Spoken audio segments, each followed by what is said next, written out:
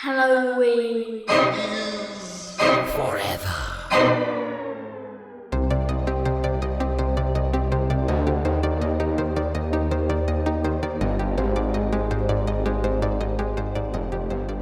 Do you guys know what a mummy's favorite music genre is? No. What is that? Oh, is it rap? Don't say rap. I'm going to be so mad if you say rap. It's rap. Damn it. Welcome, boys and girls, to a very special Spooky Yuki Halloween Minisode. With us forever. I'm Brian. I'm Meg. I'm Steve. Hey, we got someone else here. Who's that? Who's that hanging out over in the corner? Creeping around in the darkness over there. Go and introduce yourself real quick. This is Anthony. I am from They Call This a Movie. We are a bad movie podcast, and I'm a huge fan of the show, guys. Listen every week. Thanks for having me on. We can talk about this movie. Well, thanks for coming back and that we haven't scared you off. Yeah, we are thrilled to have you. Yeah. It's rare that somebody comes on the podcast and has also listened to it. There you go. Yeah. So you guys, you're my Monday. Nice. I like it. We are going to, as you probably saw when you clicked on that sumbitchin' topic title, rather, for this mini-sode, we're going to talk about the thing everybody else is talking about right now, which is this, just this past week, the ultimate film in the HallowGreen trilogy, if you will, 2022's Halloween Ends released. And we all saw this goddamn movie in the last couple of days. I actually saw it just last night, or actually the day this is releasing. It'll be 2 nights ago. When did you all see that flick? I saw it Friday. I went last night. I watched it Saturday. Did you guys go to the theater and see it, or what'd you guys do? Got that peacock. I saw it in the theater. Oh, you got the peacock. Got that peacock. I went to the theater, because I enjoy theater popcorn. I specifically tend to go to the movie theater because I go for the popcorn. Anthony, you went and saw, or did you do a little peacock action? I did Peacock. Usually I like to do like early in the day shows, and there was the earliest one was like 1 o'clock on Saturday, so I had too much shit that I had to do, so I ended up watching that last night on Peacock. I fully planned to go to the old movie theater, which I did with the first 2 movies in this trilogy, but shit happened. I got home from vacation yesterday after we gone for a week, and then family in town now, so it just made a whole lot damn more sense for us to do it on the old Peacock, which was just fine. Although, I do like to give it the movie theater experience if we could. But live and let live, you guys. We're getting into Halloween Kills 2022, or what I've been referring to is How Michael Got His Groove Back. So let's get into this son of a bitchin' film. But first, we have a couple of quick little orders of business that we have to take care of. Let's get the traditional one out of the way here. What's everybody drinking this fine spooky autumn evening? You guys are gonna be so stoked. You bitch. So soon to be so fucking stoked. You I already told you guys what I bought the other day. I know you were doing it. Meg was bragging on the texts about how she was going to go pick up a goddamn 30 rack of bush apple and just punish herself. You know what? I was a little bit modest, and I only got a 12-pack, Brian. Yeah. All right. Ooh, classy lady. Yeah, pinky's out for this Practicing bitch. restraint. I actually was gonna definitely try one of these. Really, She's actually sitting on 4 12-packs right now as a chair. She's full of shit. my throne of bush apple, my crown made out of bush apple cans. I mean, it does seem now more seasonally relevant. Yeah. Don't fucking pretend or patronize me here. Are you rimming the glass with cinnamon sugar? I would for sure. If I would have had caramel and then little cinnamon sugar action, oh my god, fuck me up, bro. I feel like out of anyone, you would understand. Yeah. No. I'd rather rim Donald Pleasance than eat a fucking drink a bush apple. But that's just me. I'm gonna make you drink one day. I'm gonna get Kate involved. It's gonna be a whole thing. Yeah. One of my coworkers is big on it too, and I have resisted the urge up until this point, but it's only a matter of time. I feel like I'm especially getting a in reputation. the autumn here. You know, I don't. People have been talking about you. All right. Perhaps it's because you're announcing on a globally listened to podcast how much you love Bush Apple. That gives you a reputation. Thousands and thousands of listeners every single week. I have not said specifically that I love Bush Apple so much. I do like it. I don't buy it. Yeah. It's been out since probably the last time I had it, and I haven't bought it. For someone who just likes it, you sure do constantly drink it. You know, Has Bush sent you any yet from listening to this podcast? No, but hey, hashtag sponsor me, and then maybe I'll say that I love it. She's on the media list. They sent her a Bush Apple racing jacket that she's probably rocking after this. Yo, honestly, for a racing jacket, I might say I like it too. Yeah, I know. I would fuck with it. No, just being relevant, we have a varsity jacket that has Bush Apple. It's like a huge apple on the back, you know? Like a Letterman jacket kind of thing? Yep. Yeah, but the F in the front, instead of saying like B for Bush, it's just F for fuck my life. Actually, says FML was actually what I had them put as my name. Yeah. Not Meg. I was Right. you have 3 letters. You can choose Meg or something else. And I said FML. Or Yeah. FTW. And when people say, what sport did you letter in? You say, being white trash. Sometimes we have to own these things, Brian, unlike you in your overalls. Listen, I'm wearing overalls right now. Yeah, I'm wearing overalls, guys, right now. So I have absolutely no room to talk Still gonna about say, being white trash. choo, motherfucker. Mm-hmm. That's a shirt. Listen, I like That's a party. shirt. Choo-choo motherfucker. Yeah, but it's like a cartoony type of train. Thomas the Tank Engine. Thomas the Tank It's actually Engine. your face as Yeah. Garfield in overalls and your glasses and everything. You know what I mean? I decided what I'm going to be, speaking of Garfield, for Halloween, not to get off on too much of a tangent, but I'm going to be Garf Danzig. It's going to be like Glenn Danzig, Garfield mashup. Wait, is it going to be almost an interpretation of Steve's video that he did with the like gothic Garfield? Where Well, that was Rob Zombie. Yeah, that was white trash, like gothic murder, sex. what I'm saying is that you just need nipple clamps. Clown. It seems also relevant. Well, I have them on underneath. But I was thinking about like having my Garfield outfit and then like a mesh tank top and then doing the devil lock and doing the skull paint and Yeah. I think that's the way to go. Yeah. Yeah. I think you're making good decisions. Yeah. All right. I'll push that along. Steve, what are you drinking? I'm also drinking something appley because I picked up a Woodchuck hard cider. Yeah, you did. Pumpkin edition. How am I the white Pumpkin trash edition. here right now? Come on. Because you went Because first. you're drinking Bush. Yeah. What do you mean? Because you How went much- first. how do I have to explain this to you any further? You're being like white girl wasted over here with this woodchuck bullshit. Yeah. Meg, it's not that you're specifically white trash on your own. Brian and I are both white trash as well. That's how we can identify you as white trash. Yeah. Real identifies real. We just don't fight against our identity. Yeah. We live our We're truth. just not, yeah. All right. I live my truth. All That's right, what I'll I work do. on it. I'll work on accepting myself.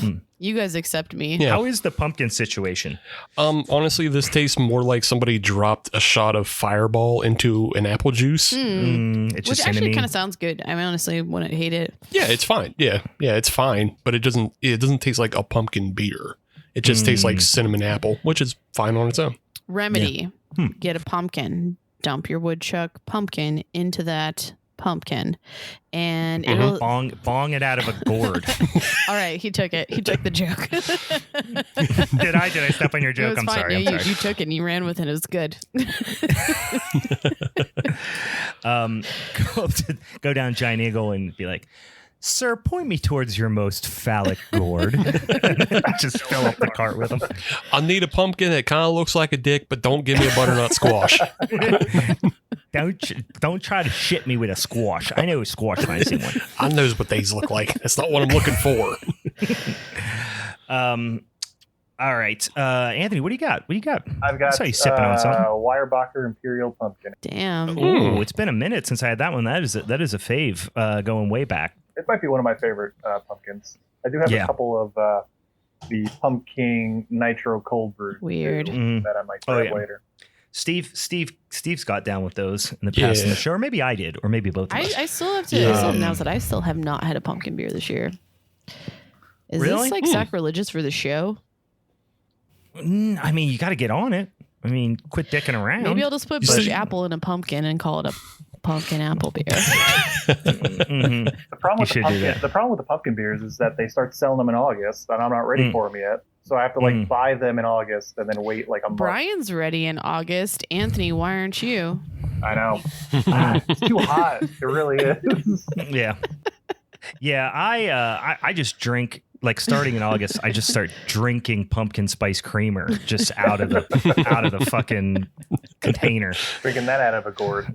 Just swigging it. There's few things more obscene than a grown man drinking a pumpkin spice creamer out of a gourd. These guys got that Coffee Mate. Yeah, that's what I drink too. Or wait, is it Coffee Mate? Is that the one I buy? I think so.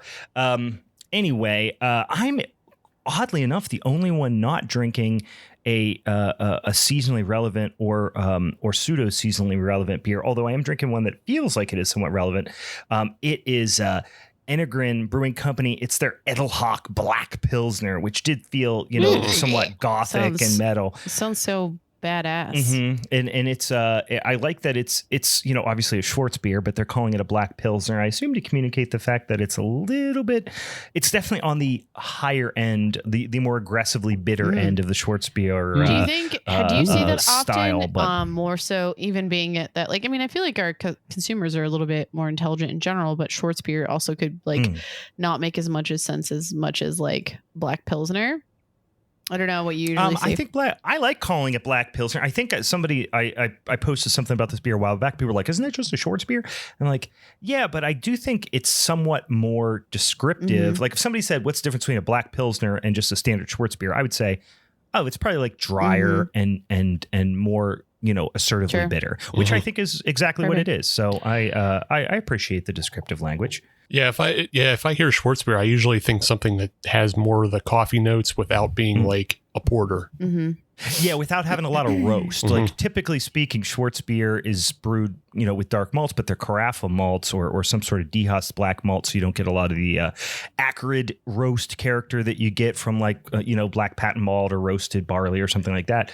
So it has the color, but not a tremendous amount of roast, but does have some of that malt richness. And this one is definitely a little more aggressively hopped. So I think that's what they were going for. Well, how big is it? No, it's pretty standard. It's 5%, but it's a good ass beer. HallowGreen doesn't make bad beers, as far as I know. So I'm digging it. Remind me where they're based out of. They are in California, in Southern California somewhere, Moore Park, California, which I don't know where that is, but I think it's Southern California. Over there is basically what we're talking about. Yeah, my friend Scott sent me a little care package. He lives in Southern California, so I think it's pretty close to him. The name definitely screams like British Gothic, though. Like HallowGreen, Edelhock. Yeah, it sounds like someone like wearing a top hat and like strangling someone in a bell tower or something like that. Yeah, somebody you definitely meet underneath the Thames to get like a book that you shouldn't have. That's better than my description. All right. So Biaz is out of the way. But we do need to talk about it. It's strange to say because we're in the thick of it. We're in the hot, sexy thick of spooky season, guys. But we are already going to be deciding on what our November showdown topic is going to be, which I am pretty excited about because I end up watching these movies during the heart of spooky season. So although we are not going to talk about them until the first Monday in November, we are going to watch them ahead of that, which makes me happy because we got a few really good topics here. I'll remind you what they were. Best Halloween films, which is obviously very pertinent to our conversation that we're having today as we talk about Halloween Ends. So we're talking about the Halloween franchise in general. The other option that came up on the old spinny ass wheel is best of the Universal monsters. And then last but certainly not least, Roger Corman flicks. Before we reveal which one it's going to be, this time of year, as always, we get a lot of new listeners this time of year, which is we're very happy to have you here. But also, if you don't listen to us either from now moving forward, or you haven't been listening to us for a long period of time, fuck you freeloading bastards. Close the podcast. No, I'm just kidding. No, we appreciate having you here, but do go over and follow us on the old social medias if you like this kind of spooky ooky shit, especially if you like it all year round, because we're doing it 52 weeks of some bitchin' year. And we do a little showdown episode once a month. The other episodes we call minisodes, but rarely are they miniature in nature. The showdown episodes, this is how it works. We got this big old spinning ass wheel where we have a whole bunch of topics that either we've come up with or our listeners and social media friends have come up with and suggested to us.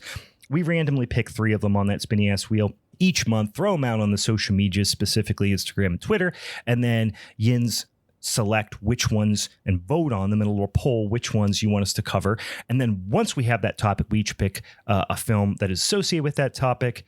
We argue about it on the showdown episode. We jackknife powerbomb each other, hang vertical suplex. Sometimes chairs get involved, barbed wire, and ultimately somebody takes home that son of a bitchin' strap for the month championship belt. I'm still waiting to be able to like hit you over the back with a chair, Brian. Chair wrapped in barbed wire. I got a kendo stick with your fucking name on it next time when we see each other. I'm serious, I'm real serious. Meg is dead ass serious, staring into the camera right now. So Steve is actually the October champion. He did take it home. He's Call me Mr. Home. October, please. Oh Mr. October. Reggie Jackson, the Reggie Jackson of, what was our topic again? Of John Carpenter films, right? We had that epic showdown, which was The Thing versus Halloween. The Thing 1982 versus Halloween 1978. I'm still not mad about this. Well, it came down to me because I had Assault on Precinct 13, and I was Mike Tyson in the 96 WrestleMania main event. Lisp enough. I think you should actually lisp the rest of the show. Thanks. Yeah, and I listen. I got to choose. I was special guest referee. I did pick Halloween 1978. Meg, she's not mad about it. But I think she's going to get even with me in some capacity during the spooky season through violence, I would imagine. I think that was the chair threat there, Brian. Yeah, that's what I'm saying. Blunt object to the cranium. Yet either. Yeah, I'm going to end up with concussed. I'm going to end up with CTE at some point during this October. But that's not what we're talking about here. Like I said, we're talking about Halloween films and Universal Monsters and all that type of stuff. But if you want to help us choose these topics in the future, go ahead and follow us on the social medias, Instagram, Twitter. We got a little one in them old Tiki Talkies, Facebook. Just search Halloween is Forever. Or if you want to send us an email suggestion, that's always welcomed as well. It's Halloween is Forever pod at gmail.com. All right. Now, I know I don't think it's going to matter which one it picks, but how many votes did we have total on the Twitter, Steve? Total, I think it was 5. We didn't have a lot. Okay, didn't have a lot. Amount of Twitter. Yeah. We had a last time I looked, it was kind of a runaway, surprisingly, but we had several hundred votes on the Instagram. We knew that the Roger Corman flicks, that was going to be a long shot, which it was, and we knew it was going to be a track meet between best of the Halloween franchise and Universal Monsters. But with all the Halloweeniness happening right now, certainly during Halloween season, but also Halloween Ends coming out, I thought that was going to be the winner. But Universal Monsters took it. Boom. There was also the Twitter winner, though. Was it the Twitter winner? Okay, too. So Universal Monsters taking home, which I am a huge Universal Monsters fan, as my office would suggest. So I'm pretty psyched about this. But we're opening it up to all the Universal Monsters. So you know what? If you want to do that new, Tom Cruise Mummy movie, that's fine too. Or we can go way, way back to the fucking, 20s and 30s if you want. So we will announce on our next mini-sode, next damn week, what our picks for Universal Monster movies are going to be. And I'm excited because I pretty much watch probably between this and Hammer horror films. I probably watched 15 of them during October already, so I'm pretty damn excited for that. Can we maybe postpone, because we do have an extra Monday in October. Can we maybe postpone not this week, but maybe the week after?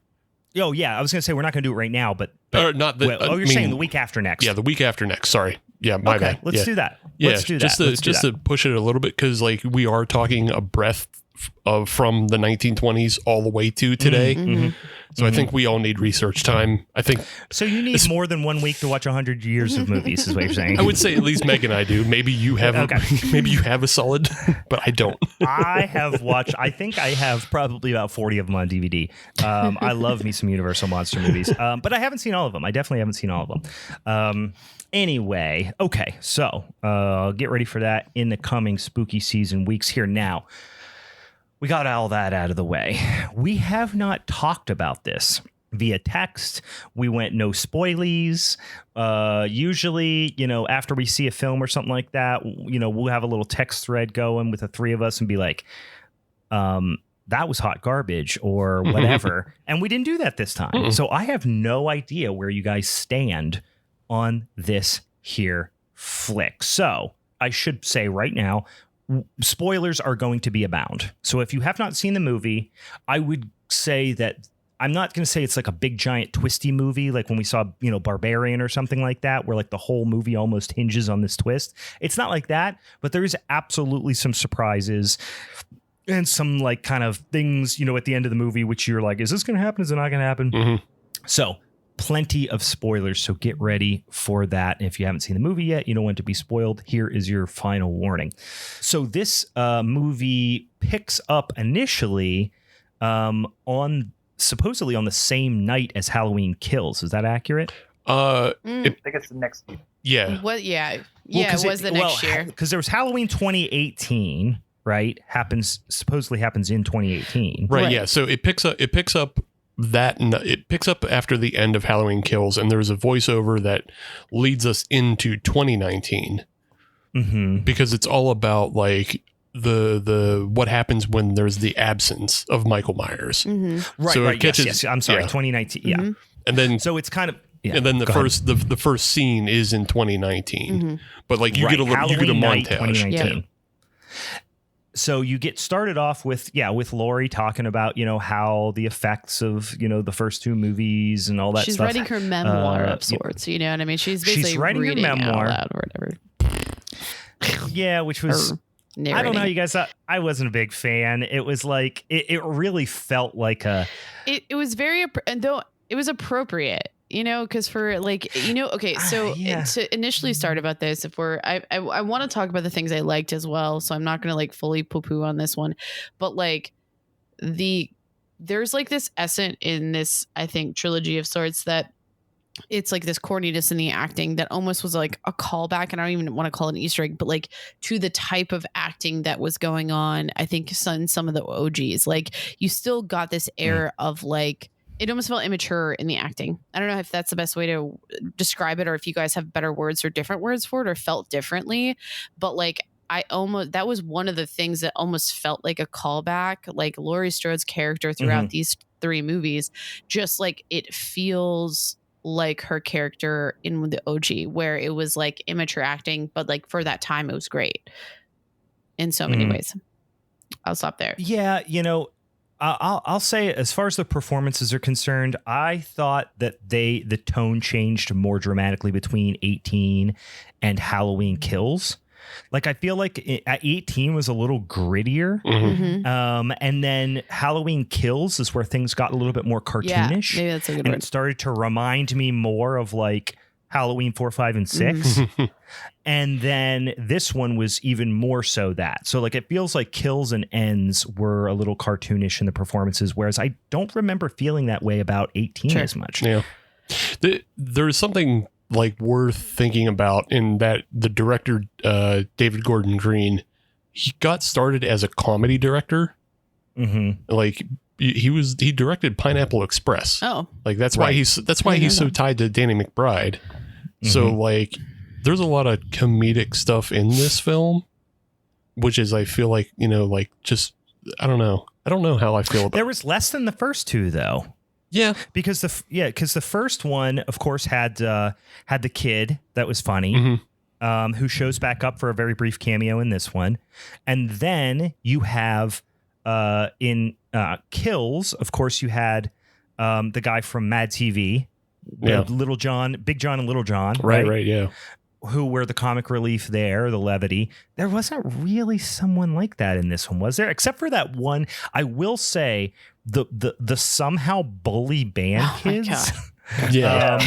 The one girl with the rat hair, her name was like, what was her name? Margot? It was like Myra? Margot, yes. Something like that. Margot, just her physical appearance, as well as the drummer kid's physical appearance, were comic relief enough for me. I just find it so funny that they would use like the band kids are hitting or like beating up on this. Like you're like, this is not actually what I want. I want it to, I want some of the stereotypes in these movies, honestly. Yeah. A little bit. Yeah. What were your initial thoughts, Anthony? Yeah, it's weird that they're like band kids are beating up an adult because he's like 22 grown ass man. Jamie Lee Curtis doing the voiceover. I'm specifically biased against voiceovers in general in movies, so it didn't work for me. But that's not to say that it was particularly bad. I dislike. You can say it's bad unless it's like Morgan Freeman. Basically, everything just feels really cheap and just like a cheat code. More often than not, it did feel a little cheap. Yeah. You know, I mean, I get it's the third movie in a trilogy, but it's like it did feel like last time on a very special episode of Halloween, you know, kind of thing. It was so tropey, and I just overall the writing in this film is so terrible. And like it's not good. I will say this. We should probably just get this out in the open. Meg, I'm sensing you clearly just didn't like it. Is that accurate? I told the guys before you came on is that I went in knowing I might have had a bias, not only from just our showdown, but like coming into this whole franchise much later in life. You were butthurt coming in, right? I was definitely butthurt coming in, for sure. But I also hated last year. Like we already went over that. Like if we re-listen, I didn't recall. Like I didn't like it. So I was like, okay, I want to still have hope that this will be better or that they'll try to wrap it up. But I feel like you kind of talk about what's going on is that like it felt so forced to want to end this. And I felt like it was so inappropriate to try to like create a movie that ends this in theory franchise. You know, because I feel like, and we'll keep going into why I feel this way, but I feel like that is not what the story of Michael is. And I think going into it, I already was like, my frustrations about Michael Myers or this character in this franchise is that like we don't really have a lot of the like he is in essence a human being and there's not this mysticism around it and you know versus say like a Jason character. So certain things I'm not going to give a pass to versus like oh that didn't really make sense in like a Jason movie. You're like no he's like a mystical character. We know he's fucking dead. And so it became frustration that Michael would never die. And then all of a sudden we have all of these movies where he never dies. Like I would rather keep having that and have Michael Myers be this character that is just completely unstoppable. And I feel like this movie destroyed that idea to me because they made him out to be so fucking weak. He clearly was, but I don't know. Weak, but also they added mysticism to it. We'll get into it. I'm very curious how you guys saw that. But so let's keep going. I mean, I have a way that I saw it, and I'll unleash a grand theory when we get deeper. I can't wait. It's confusing. It's confusing. So I'm excited to talk about that. But before, and let's jump ahead. Steve, you know, if it was like the elevator speech, hey, what'd you think about Halloween Ends? So I like a lot of the ideas they attempt, but like I already just said, like the writing is so poor. And like if you look at the credits on the film, there's 4 writers, and those are the ones that just got credited. And like that's never a good sign. Like the more writers you add to a script, usually it makes it worse. Sure. Just almost always. Because like everybody's trying to get their shit in. Like this movie like Halloween Kills, this movie feels like 2 movies, if not 3. You know, and like they're so tonally different in different ways. Because like all those scenes with Laurie and Will Patton, I actually really like those scenes. But like that's not like part of a Halloween film. You know, and then you have these other scenes, and then like the other 2 writers who aren't David Gordon Green and Danny McBride are like really inexperienced if you just look at their IMDb profiles. Like, obviously, I know they've probably written more outside that's never been produced or never been published or whatever. But just like the fact that this film is the second credit for both of the other two guys is just like, man. Yep. And I have a. It's like, what happened? Why'd you bring in the B team? Yeah. Kind of thing. Yeah. So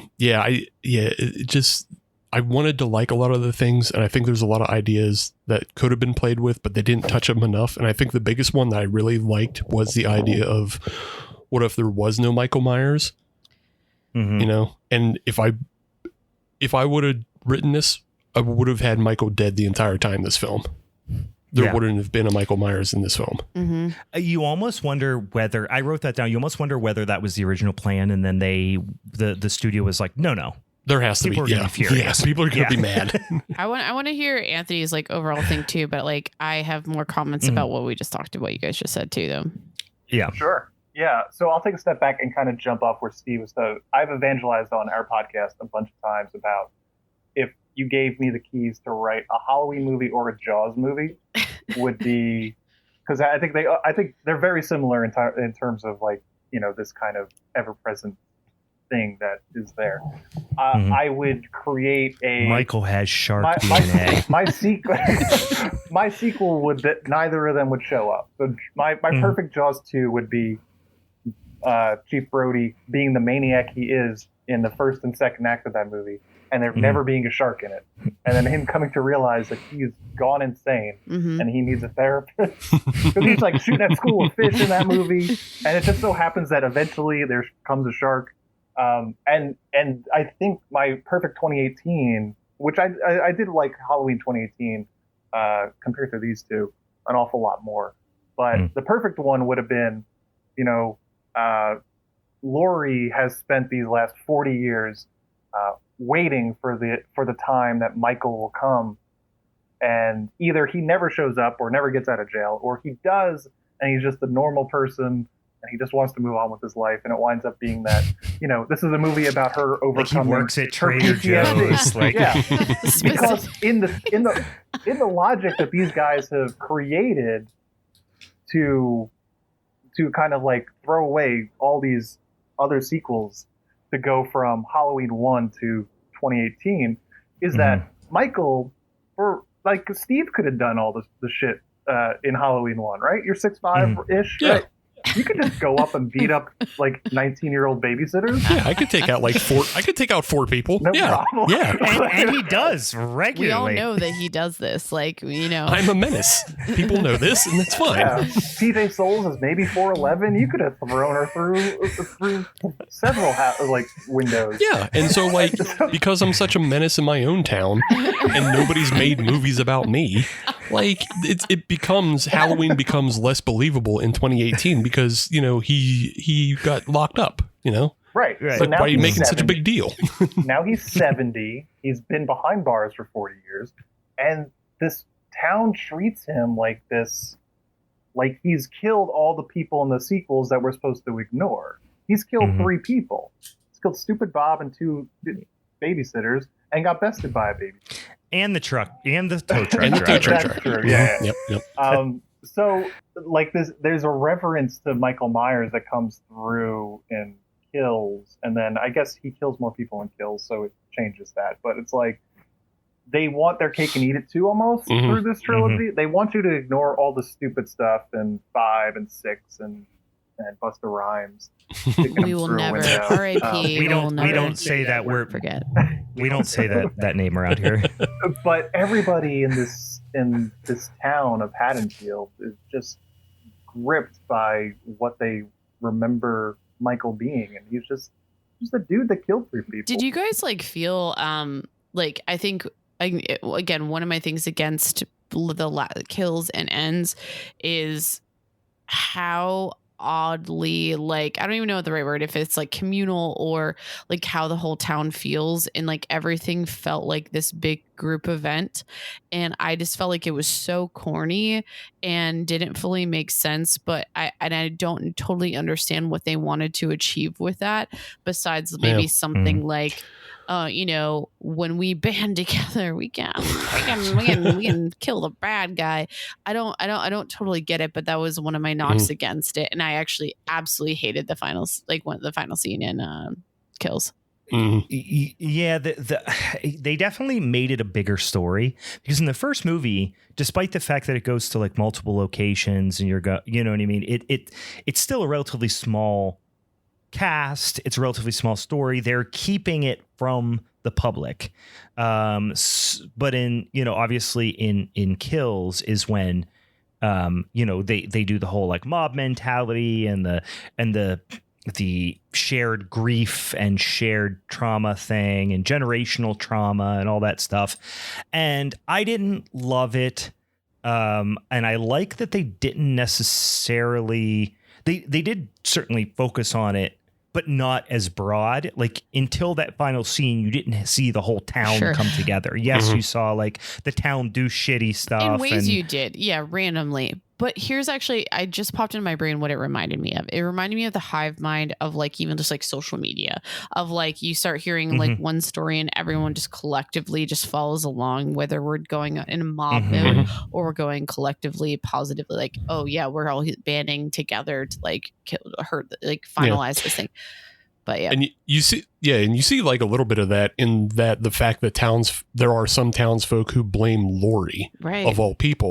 Like even though she was the canary in the coal mine who was warning everything in 18 and then tried to stop him in 18, and then like he got out and they blame her for him like killing the entire fire department and everybody else for provoking. They kept saying like she provoked him or something like that. You guys, and maybe it's like because I haven't seen all of the Halloween movies, and maybe this is just like reference to the OG, is like him getting sparked by her is like she visited his house, right, or like to drop something off, and like was that literally it that like triggered that was him it in the first movie, and he just perpetually is following her for the rest of his life.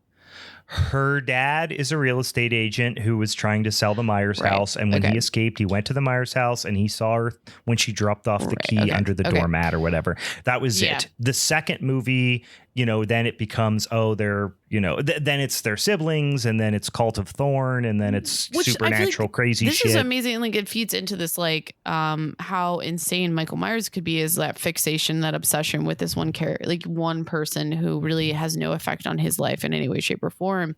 And what I feel like this movie did that I think also impacted that storyline was this idea is that it felt almost like a revenge film for a little while.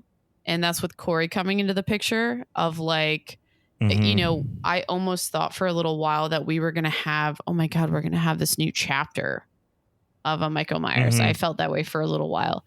And then what it turned to was that I don't think it worked. It was that Corey became a vengeful character, and so his motive went from like, he just became this person besides like, because I almost thought there could have been a connection of like weirdest broken people who have like had bad shit happen, and he could be the next Michael Myers and he's just been provoked. But like going revenge changes the whole dynamic, is that Michael Myers isn't like necessarily in my mind a vengeful like villain. I think he is just a insane person who just he's just a psycho killer, like who has no motive besides like, I don't care why I'm killing you. I'm going to fucking kill you. And that's I think it was a poor decision to try to make Corey a vengeful killer of going after people that have like done him wrong. I did not like that turn. Well, I think the idea that they brought about in Kills, and they tried to deliver home with this like social commentary, that started and really actually probably peaked in Kills and then just kind of was brought home in this movie, is this idea that like society breeds monsters. Sure. And so they really, like, one of the things that I absolutely hated when other people said, like when Laurie started saying it in other movies, I always liked that Donald Pleasance was kind of like, he was the man of science. He was supposed to be the professional, but he was the nutbag. Like, I love Donald Pleasance so much. He's the best part about the first movie. And it's like, he is the guy who has talked himself into the fact that Michael is the Sure. boogeyman and he is pure evil, and he looked into his eyes and, looking beyond this, looking to this night, through the wall, past the wall to this night, and all those crazy harebrained quotes that Donald Pleasance has in the first movie, which are the best part of the movie. Like, I think that whenever the franchise started adopting this idea that Michael is evil personified, I think, and maybe I'm giving them too much credit, but I think the writers and Green, like, I feel like they took that as, no, that's dumb. There's no such thing as pure evil. Society creates these people, and they created Michael, and Michael isn't an inhuman killing machine. Michael isn't a supernatural monster. Michael is somebody that's, a combination of bad wiring and society created. And now This doesn't make sense, his though. body has... Why? Because his first kill wasn't really necessarily, like, in the OG, like, his first kill wasn't necessarily, like, societally motivated. It was just more so just... Well, you don't know that because you don't know anything about him from before Halloween... when he's 8 years old, you don't know anything about him. But I think that's the point, though, too, is why I think it's so great is that in our mind, what is created is that we have this person who is just kind of so fucked up in the head that they have no motive either way. And I think that's what creates that mysticism and terrifying nature to his character. You know, I agree. I totally agree. And that's the best thing about the first movie. I'm saying, I think that's what they were going for here is it's not pure evil. Sure. There's no such thing as pure evil. It's mental illness and society. And so look, Michael's not an inhuman killing machine like everyone built him up to be. He's just crazy and damaged, and now his body is broken down, so now he's not as effective. But here's this other person who sees Michael and is learning from Michael, and it just as easily could have been learning from him on, by watching YouTube videos or on social media, or could have been a relative. But Corey is now learning how to be that monster. I think that's the way they betray themselves, though, because there is at least two things in this film that lead to Michael having mystical powers. I know. So, yeah, they didn't do a great job of it. I'm just saying, I feel like that was their direction, which I didn't hate, but I don't necessarily think that they executed it super well. Totally it became very confusing.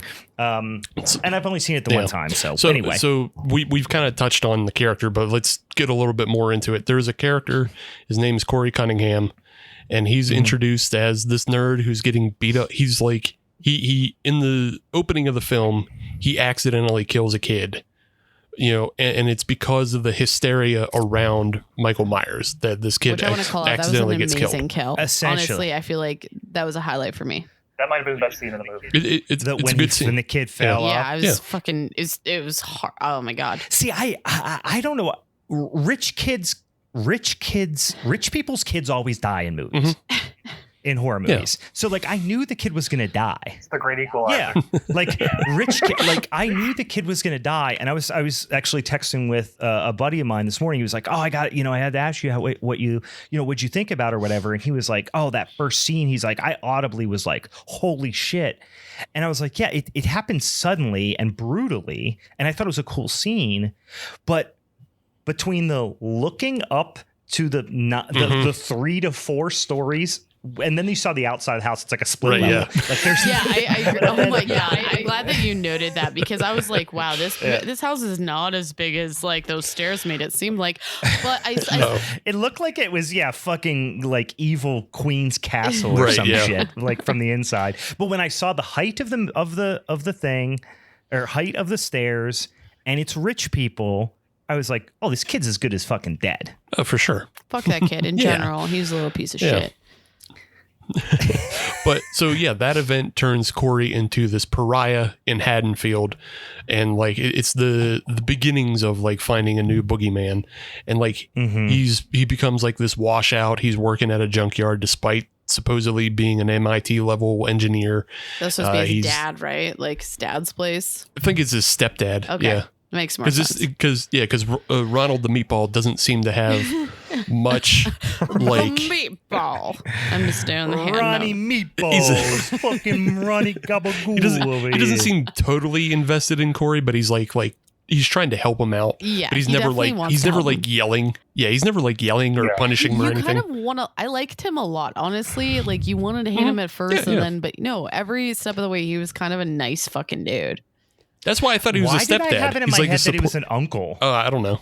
Uncle Maybe. banging the Am I- guy's mom. did I make- Did like the dad die? They weren't banging. He was Were at they their not? house for dinner. Like Yeah, I thought it was just like they were a Uncle weird family. Tony's for I think it's because he is doing a very stereotypical Italian meatball voice, and she is doing a very stereotypical New York Jewish lady voice. That's true. Mhm. So like you didn't think they were necessarily a couple. I thought it was a stepdad, and like he's not there all the time, but he comes For over some reason, sometimes. I had him as an uncle, but I might be totally. might be. I might have completely They had fabricated the that. like divorcee, we're settling for one another vibe.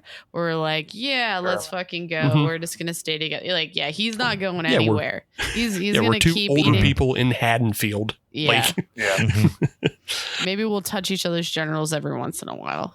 yeah. Special occasion. He runs a junkyard. She runs a shop where she makes those plastic things you put on furniture. Oh yeah, no, for sure. Hand sews plastic. Yeah. She hand sews plastic covers so nobody gets any of the spicy Sunday sauce on the couch. You don't drop Don't nothing you- in the sitting room. No gravy on the couch. No gravy on the cake. All right. You know what? I'm starting to resemble these comments with my family. So We actually knew that, and that's why we're saying all of it. everyone is currently doing an impression of my dad, and I don't really. Hey, Tony, get the fuck over here. Only God bless. Ah. Yeah. Oh, I didn't mention at the beginning. Listen. I'm a huge fan of this franchise. I've seen Shut all up, the Brian, movies. we I know. love all the movies, but the jack-o'-lantern animation, I'm always have to pay close attention to the jack-o'-lantern animation at the beginning. This was pretty cool. The whole like morphing jack-o'-lantern is cool. It was Yeah, good. it was enjoyable. I really like it. Yeah. Cool, Brian. Thanks. I thought it would be great if you got to bring it up. Maybe it's just if not just for me. I mentally made a note as well. It is supposed to kind of set the scene because like you have multiple jack-o'-lanterns busting through another one, so it kind of gives you the idea of lineage of evil, as well as like you never know what the next one's going to be, so it kind of sets up the tone of the film in a way. I'm about So, to tell yeah. you to shut up too, Steve. I'm just joking. Sure. Anywho, I liked it. Hey, I liked also, it. why is when they're doing this whole thing about like how, hey, when Michael went away, everybody just like created their own boogeymen and blah blah blah all this shit, and then there's all these people dying and being murdered, and why is Laurie at every crime scene? I really thought Check mark, that not Laurie was Michael. gonna be a murderer. Mhm. Like, I honestly thought, Anthony, to your point, that they were gonna, and I was like, God, if they do this, I'm gonna be so impressed that they were gonna go, no, Michael's been dead. We found his corpse in that fucking pipe. He been dead, and Laurie's been killing people. And then I was gonna be like, that would have been sick. That would would've be been- sick. Yeah. But I think it's more so, I think, of her keeping tabs on like how people are dying and what people are doing, because she's just like has nothing better Yeah, to do I as well. know. Like, this is her obsession in her life. She's always first on the scene, Yeah. though. I just thought that was She funny. actually She's is a an rich- honorary Murder, she wrote. cop. Did you not catch that? Yeah. They gave her a badge, and it's the No. shape of a pumpkin. It's a Are you making this up? Yes, I'm making Yes. this up. Okay. I was gonna say, wait, what did I miss here? Like, what am I talking about? I'm glad Yeah, for I 2 was like, seconds is you she actually like, questioned. is she like a Nightcrawler situation? You know why? You know why I thought about that for a second? Because I was just watching a movie or something when they were talking about Salem, Massachusetts, and in Salem, the like symbol for like the town, including the police badges and stuff, is like a witch on a broom that's kind sick. of thing. And so that's why I was like, oh wait, is that real? I think Anyway. I think you thought this because you didn't have the confidence that these these movie makers wouldn't do that. Yeah, no, legit. Yeah, they You might. got it. Yeah. That they wouldn't give her a sugar cookie badge. Yeah. You're like, man, Halloween Kills was pretty stupid. So I can totally see It's that. actually an Eaton Park cookie, the themed ones right now, you know, with the pumpkin and the Frankenstein. Little smiley face. Yeah, depending on what It's pronounced Frankensteins. got, It's an M in both. Frankensteins. Got some Frankensteins. I made these Frankensteins. I got these witches over here, and I made them out of a bag and a balloon. That's all. Yeah, we should like briefly cover, because I don't like. I mean, we're giving away a lot so much, but we should talk about just like the general trajectory of what's going on in this movie, because I'm so curious about Corey's like story in this, as well as then how it leads into Michael's and then getting to the end. Those are like, I think in my mind, the three main points. Mm-hmm. Yeah, so Corey is he accidentally kills the kid. He becomes this pariah. He has this very overprotective mom who may or may not be fucking him. Oh god, no, literally I thought for 2 seconds because she kisses him on the mouth in a very it's very uncomfortable. She's so abusive and toxic, but she's just like, oh my baby boy, give me a kiss. Hey, Tony, Anthony, does your mom give you a kiss like that too? She's like, mwah, mwah. Again, we're going back to we're basically, this movie is actually your family. Did we decide this? I was Corey. This happened to me. Oh, God. Are you the town devil now?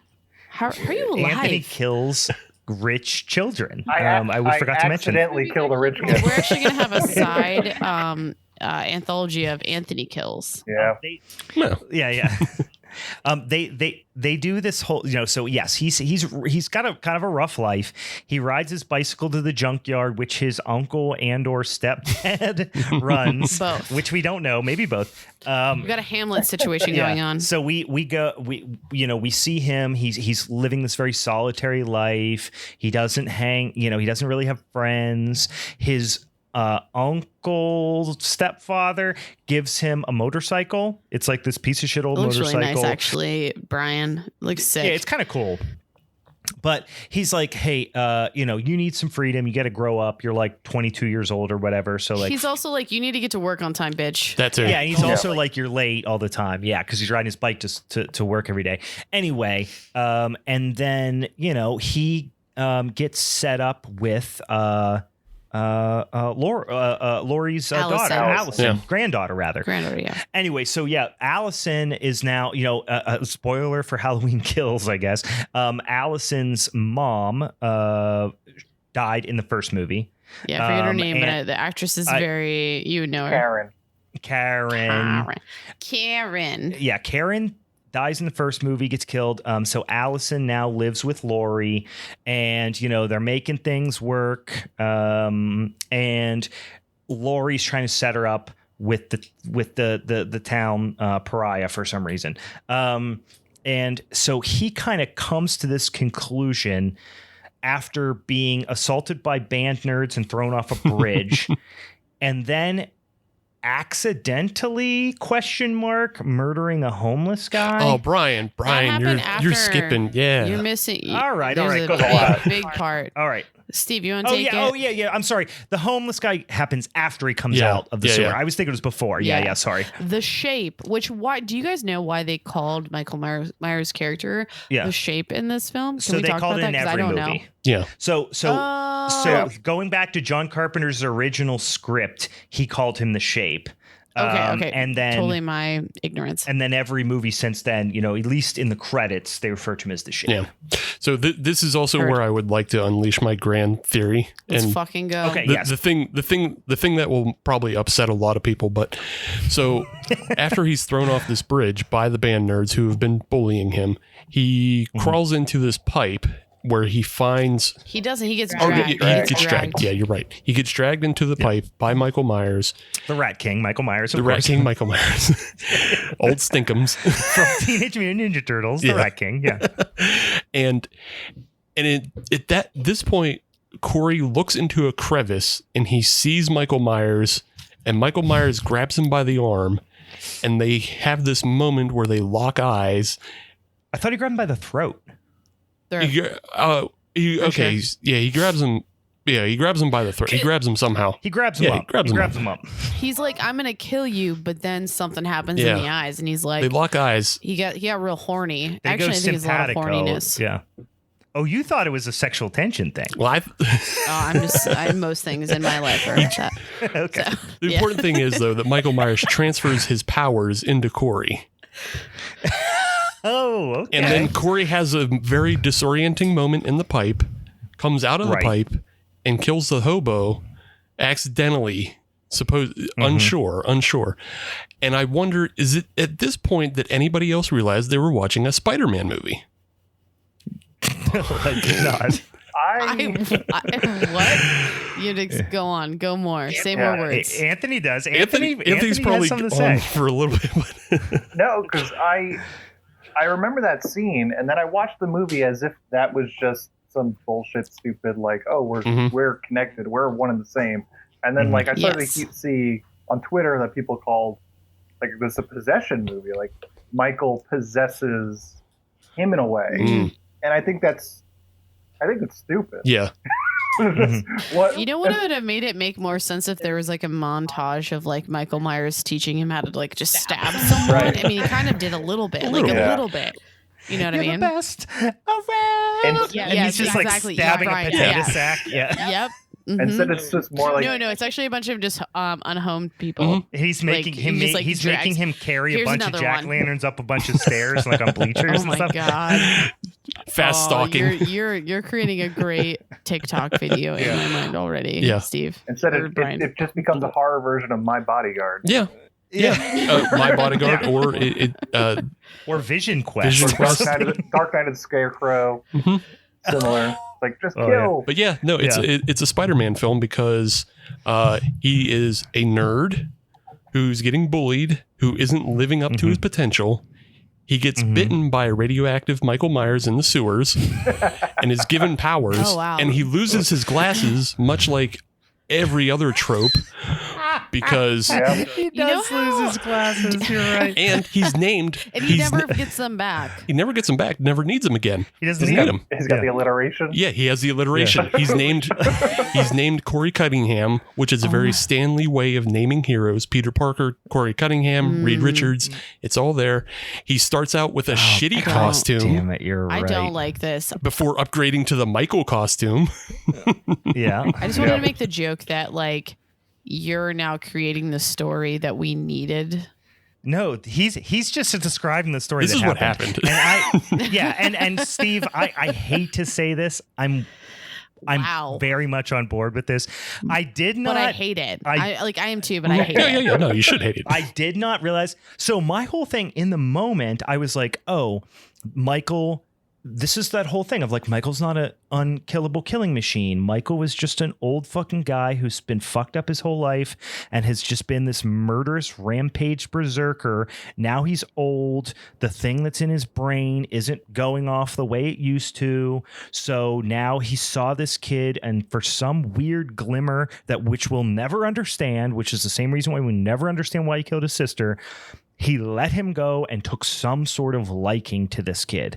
And then they were like, why did he see it? I was like, I think that was supposed to be Corey seeing his life flash before his eyes, you know, when Michael was strangling him. And now all of a sudden that's him going like, I need to take control of my life, even if it's in the most fucked up way possible. But now I understand that he was bitten by a radioactive Michael Myers, which makes a lot more sense. Right. And because the whole time we kept going, why doesn't he need his glasses anymore?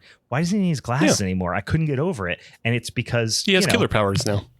Tobey Maguire didn't need his glasses anymore. Here's another like scenario for this whole situation. He Mario Bros this shit and one-ups by basically killing Corey and inhabiting his body, and the more he kills people, the more lives he gets, which is why he's able to actually fight Laurie in like the final scene. But then he's still weak enough, and he's still a bitch ass at this point. And I mean, he's also like Laurie's 75. Yeah. Well, he's you know he's what, in his Anthony, I don't give a shit. 60s. He's Michael right? Myers. Fucking. How old was he in the? He was 23 in 78, so he would have been 63 in 2018. So 66, 67 in this one. Yeah. So yeah. Yeah. You know what? My grandma got her first tattoo at 65. Michael Myers. Rick Flair's still putting around. Yeah. So Yeah, 60's the new 40. Yeah, Rick Ric Flair was 76 when he wrestled his last match. My grandma's 95. My other grandma's 95 doing yard work. You know what, Michael Myers? Do it. I mean, Michael Myers is younger than our last two presidents, so. Yeah. Yeah, that's true. That's true. He's younger than Ric Flair. That's all I need to know. So I almost thought there was an interesting moment. The way I interpreted what the scene we're talking about is that, like, somehow, again, we're talking more mystical type things. Maybe he reads tarot cards now. I don't fucking know. And him choking Corey, I thought like he was able to just see something in him. He's like, no, you also have this evil in you, which is what gave me the impression that we have this potential for this next generation of Halloween films. Sure. And I think the potential in that moment was completely killed within the next, half hour of what went on. You know what I mean? Also, I mean, to be fair to like how Corey escapes that situation is like the next time we see him is when they're killing the cop in the pipe. And like Michael is shambling almost like a zombie.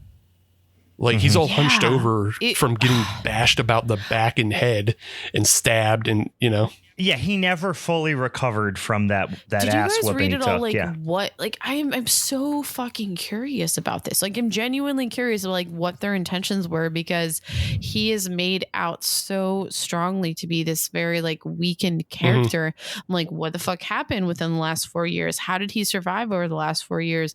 Like, what is he doing besides like like unless he lives maybe such as like mummy type lifestyle where he's just like in this catacomb of sorts, just he's eating dogs and other people's poop. Yeah, that's what he's doing. Okay, cool. Well, and he also has killed a bunch of other people because which is what the homeless guy alludes to, because he's like, why did he let you live? Meaning that he's been basically chilling down there. Yeah. Probably eating animals and homeless people. Well, that's what I took it as. Right before the bullies throw that kid over the side, Corey, there's a huge billboard of a missing person. I thought that was going to be touched upon at some point. I missed that, but that's a good call. That's a cool call out. Yeah. Another reading of this movie is that it's a metaphor for online radicalization of being red pilled, basically. Yeah. Corey essentially gets red pilled by Michael Myers. Yeah. Well, there you go. You're already now confirming my feeling of this hive mind bullshit. Yeah. Anywho. Yeah, I do think there is a lot of very vague social commentary in this movie and in Kills. I just don't understand why it matters. You know what I mean? Yeah, I would agree, because I don't mind. Like I like socially relevant horror and stuff like that. Like, I'm not one of these guys like, you don't get to bring politics into my horror guy, but they made Halloween woke. Yeah. Yeah. Like, why does Michael have pronouns now? No, like, I'm not like one of these they, dickheads. them. Thank you. Michael's a they, them. Yeah, but I'm just saying, like, he shape. He/shape. But I'm not like that. I like the political aspect. I mean, that has been a hallmark of horror forever. You know what I mean? Like like it's a way to talk about things that are either taboo or that are polarizing or whatever. But this felt heavy-handed and simultaneously vapid. Yeah. I don't know is maybe the word, because it's so unclear, and it feels like it's towing the line in a very like almost cowardly way. It's like, we're going to be political, but like we're not going to take a real firm stance on anything. Yeah. So you can kind of interpret it however you want. Is that I'm finding myself more confused and more actually annoyed by this film after this conversation. I thought I actually was telling people earlier, like, I cannot wait to talk to the guys, because I feel like they can sometimes have really great formulated opinions, and like you both are very intelligent. I'll say all three of you are very intelligent, like horror minded people, and I'm like, now I'm not questioning that anymore about you all, but what I'm saying is that I'm questioning Meg, about after this film. Conversation 1 hour in, she thinks less of all of us. No, I was hoping for you guys to give more clarity, but this is now just giving me a lower opinion of this movie. I want to jump on your point of this being kind of a superficial political statement. Mm-hmm. It's written like it's guys that are used to writing comedy, that aren't particularly politically minded, and trying to do that. I think going super far off of topic, sort of like my feeling towards Joker, written by Todd Phillips, where you do have where it is very politically heavy-handed, but also to what ends, to what goal, and it's just like it really felt like always to me for that movie. It was like, well, this stuff. His point was just like, well, this stuff is bad. Yeah, no, you're right, and it's what weird it feels because like here too. Because and Joker's a good example because there are people who can look at that and go like, here, this is what happens when people become disenfranchised. But then there's also like, there's definitely a dude that has a red, white, and blue Punisher sticker on his truck that thinks that the Joker is written for him. You know what I mean? Yeah. So like when you're unclear and not direct in your message, not that everything needs to be spoon fed, but it does seem almost like weirdly cowardly to be so vague. Right. Which is kind of like the same thing in Kills, because Kills is all about how like mob mentality is like bad because it leads them to kill that one patient who had nothing to do with anything. But like they toe the line again of like not completely outwardly denouncing Trumperism and MAGA, in a way that like doesn't fuel again those guys with the Punisher window decals, So there were probably people in the theater sitting beside each other in Kills that one of them was thinking like, when they were seeing all the people with the torches and Tommy Doyle and all that, they were going, oh, this is January 6th shit. And then there was somebody else sitting beside them going like, yeah, this is woke cancel culture shit. You know what I mean? So it's like it felt like they were towing the line, and the fact that they're trying to make everyone happy or not upset anyone, regardless of how you feel. And for listen, if you listen to the podcast, I'm sure you're very well aware that I'm a very liberally minded person, but so I immediately put that as, oh, these are like, this is what happens when you have the fucking January 6th people. You know what I mean? But like when you put it right down the middle like that, and you don't pick a side and you almost intentionally make it vague, it feels more predatory than anything. Because it feels predatory for the sake of making money, whereas like art, if you look at art, you're supposed to take away what you take away from it. But these movies are so heavy-handed, and like not just these movies, but like the Joker, and I don't know if any of you guys saw the new Hellraiser. I haven't watched yet. I'm actually might watch tonight. It's fine. It's better than a lot of the sequels, but like it's very obviously an anti-drug movie, and it just, and that's even in the IMDb freaking and it just beats you over the head with that. Like there's so little subtlety in the writing anymore that lets you take things away, that lets you form an idea of what it's supposed to be about. But then also, as you're saying, Brian, it doesn't, well, then just spoon feed it to me what you think. Then. Like, because like, even just off the kind of political message of this film, like there's so much unsubtle things happening that they do spoon feed to you. There's a scene later in the movie between Laurie and Roger is the father of the kid who dies at the beginning. Right. And there's a scene where Roger is speaking about how he sees Corey out in the street and he's like, oh, no, that's not the Corey I knew. This one's dark and dangerous. Ooh. And he ends that speech. He's going down a dark path. Yeah, he's going down a dark path. And he ends that speech by saying, he says, and was that always in him? Or did the town do this to him? And it's like, don't say that part. Right. Don't say that part. Let us as an audience think about that. Let us think that on our own. Don't spoon feed that to us to make us go, whoa. That's what made I feel like the older movies like so much more impactful, is that like you were able to create those narratives and like, I don't know. But hey guys, this just in, the next Halloween trilogy, if you haven't heard already, is actually going to be a comedy series. Michael Myers is actually going to LA and he's going to try to make it as a comedian. Nice. And, hot take. He's actually not dead. Well, this is the thing too, is like, So we'll get to the end, because that was fair. Because that brought up something I definitely want to talk about, but I think we got to wait a little bit because we're not at the end, which the end is very, very polarizing too. But now that we're on, like we've kind of got so where we're at with Corey. So Corey starts to become basically a Michael's protege.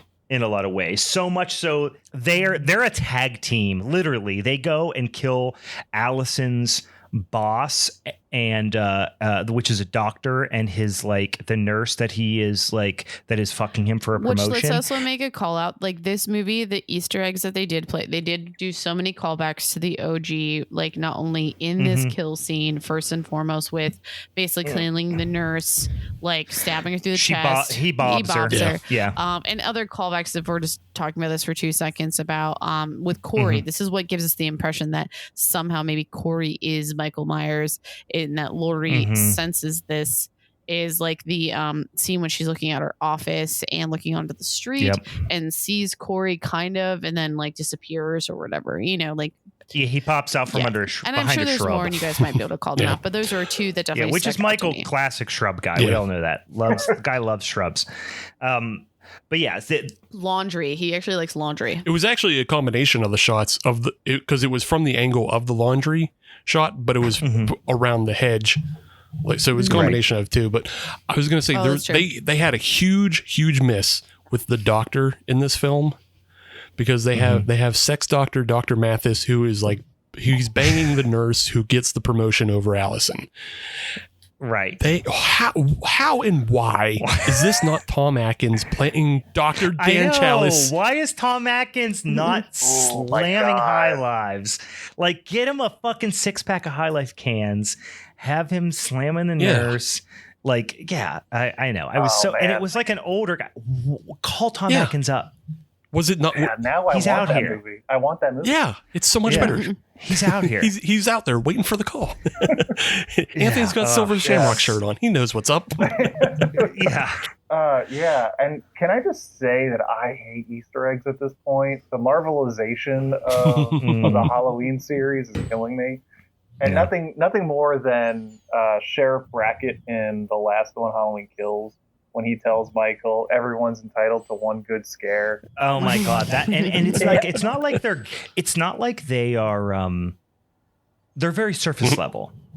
It's like, you know what I mean? Yeah, it's 100%. It's like why does he remember that? Why does he remember he said that in 1978? Except for that might be the last thing he says to his daughter before she dies.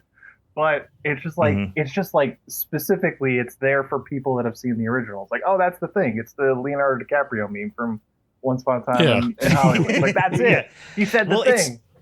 I'll put it this way. Like, if Rob Zombie is more subtle in his fan service than you've done a bad job. You fucked up. Like, at least he did like the whole Red Rabbit Lounge or whatever thing. Like he brought that into his and stuff. His fan service was more subtle. But like in 2018, even it's like, oh, there's the masks from 3. Like, you know what I mean? It's just like, it's very... That was Kills. That Kills that had the masks from 3. That was Kills. I'm getting mixed up. I thought the fan service in 2018 was like borderline egregious, over the top. But then since then, it has gotten But I mean, that's what they want to make, though, because we already said it's a Spider-Man film. So they want to make a Marvel version of a horror movie, and that's what they're doing. I know, and specifically, I also just want to go back again. This is into the Spider-Verse, Miles Morales, that Corey is because Miles Morales gets bit in a sewer in Into the Spider-Verse. So Corey gets bit in a sewer, and then he's being trained by Peter Parker, Michael Myers. It's, again, more alliteration. It's all there. We're going to find out that someone on this script was on the same script for Spider-Man. That's what we're going to find out. Yeah. He's getting trained by Peter B. Parker, the out-of-shape That's Spider-Man. right, yeah. The one that's not quite there. This is the out-of-shape Michael Myers who got the shit beat out of him in the beginning. Shit beat out of him. He's super burned. He's like, but yeah, so oh man, I've just ruined. It makes too much sense. It makes me sad. So a couple of things that I took issue, and I guess I wasn't that clear. For me, I did not dislike this movie. And of course. it is 100% because of expectations. Sure. It's because I came into 2018 with such low expectations, and I was pleasantly surprised. Then I liked 2018 so much, and I still like 2018, that I came to Kills with too high of expectations and was super disappointed. And I thought it sucked ass. Now I came in with this, my expectations, it's a fucking roller coaster. My expectations are so low now that I came in with this one. I'm like, all they right, were lower fine. than the first one. I think, I think 2018, they were. Yeah, you're right. I think 2018 is still a good movie, and I think the Michael Myers parts of Kills are good. I think Michael is interesting, or like he's brutal. So everything else around it is stupid. But wait, can we talk about that for a second though? Is like, are you thinking even just like Michael Myers as far as even when Corey takes over as the Michael Myers? No, I'm talking about Kills. I'm not even talking about this one. Oh, okay. Sorry. Totally my bad. That's my bad. Yeah, no, I agree. Yes. Yeah, no, Corey, Corey, how do I put this? Sucks and is a bitch. I don't know. I don't dislike his performance. Right. But his two things about the Allison Corey storyline, among other things that didn't make any sense to me, was one, why is Allison so attached to Corey so fast? Yeah. Like they've hung out twice and then he freaks out at the bar and bails. I'd be like, whoa, fuck off. Yeah. You know what I mean? Red flag. Yeah, like we literally have hung out twice. This is an instant codependent relationship, and I hate it. It's triggering as fuck. Yeah, so eat shit, weirdo. Like, get the fuck up out. Yeah. It's weird that they weren't high school classmates, right? That's an easy like connection. Right, yeah.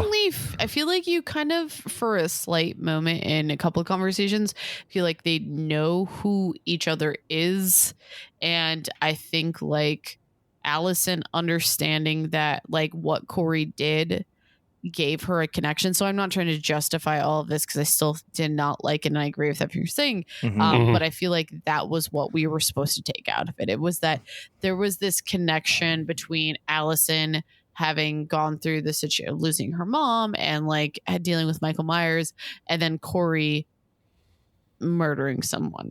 There was some connection and like some bridge. I don't know. I was gonna say I just think that Allison's gonna dick her out. She could be. I mean, because otherwise, because they've painted Allison to be this very like self-sufficient. Like her mom has learned from, like, her mom was the direct recipient. Yeah, she was a recipient of the trauma that Laurie suffered, right? Yeah. And then Allison is the one that's going to break the cycle of generational trauma, right? So Allison is this a little bit more like self-actualized type of, person. And then you got a dick swinging and she just goes out the window, and that's so fucking stupid. Yeah. She's smarter than that. Come on, girl. Dumb because all of a sudden, like, okay, so you have this kid that's fucking 1 second he's Napoleon Dynamite, the next second he's fucking James Dean, and she's so into him because he's got a fucking motorcycle and he's talking about burning the world down. Like, dude, that guy sitting over here being like, you know what? Maybe I would give into that too. I don't know. Like his Twitter avatar is definitely a Punisher related thing. Like he is not cool. He is a fucking incel that read The Art of the Deal or something, and now he's like out here trying to turn his life around. What you're describing is like someone I probably would go after too, but at the same time now I'm questioning like all of my partners in my life. So do you think he has a lot of unironic Jordan Peterson retweets? Oh, 100%. Yeah, he's DJ Qualls in the second act of The New Guy. Because he's not pulling it off. Yeah. He 100% like I could make a mixed tape that is like his top played songs on Spotify. Tell me. I want to know at least one of them. All right, wait. Let me think. Nickelback. It's definitely Nickelback. Puddle of Mud. How much POD is on there? I was gonna say Drowning Pool. Oh my God. He was like. Well, no, it would be Trapped. Headstrong by Trapped is Headstrong by Trapped is number one. To keep you up. This is such a side story. Did you guys catch my story from the other night at all? on Instagram. So I went, this is a side story. We're definitely getting off topic here, but I went to a tattoo convention on Friday. My tattoo artist asked for me to submit a few of my tattoos for their competition. So I said yes. And one of them was my back piece. So I showed up to this conference braless, just with a flannel on, so I could like turn it around, have the back open so people could see my back. And one of my girlfriends came with me, just to go. And then I was also like, hey, you actually have to help me. And so we're sitting there and I'm just like feeling really insecure and uncomfortable, like being braless here, sitting here. And what instantly came to my brain was the Drowning Pool song, Let the Bodies Hit the Floor. What I said out loud to her was, let the titties hit the floor. Because I have big boobs. And they just like, they're feeling dangly. You were just like, wow. Nope. Let the titties hit the floor, bros. Let's go. All right. Now our real listeners know my insanity. That is a lot. That's a lot to ask, to say, all right, guys, stand up here and pretty much take your shirt off. That's a lot to ask. Some chick literally just like dropped her pants. She had like a tattoo right underneath her butt. I was like, she's not wearing shorts. She just was like, pants down. Let's go. She's not playing. Do your thing.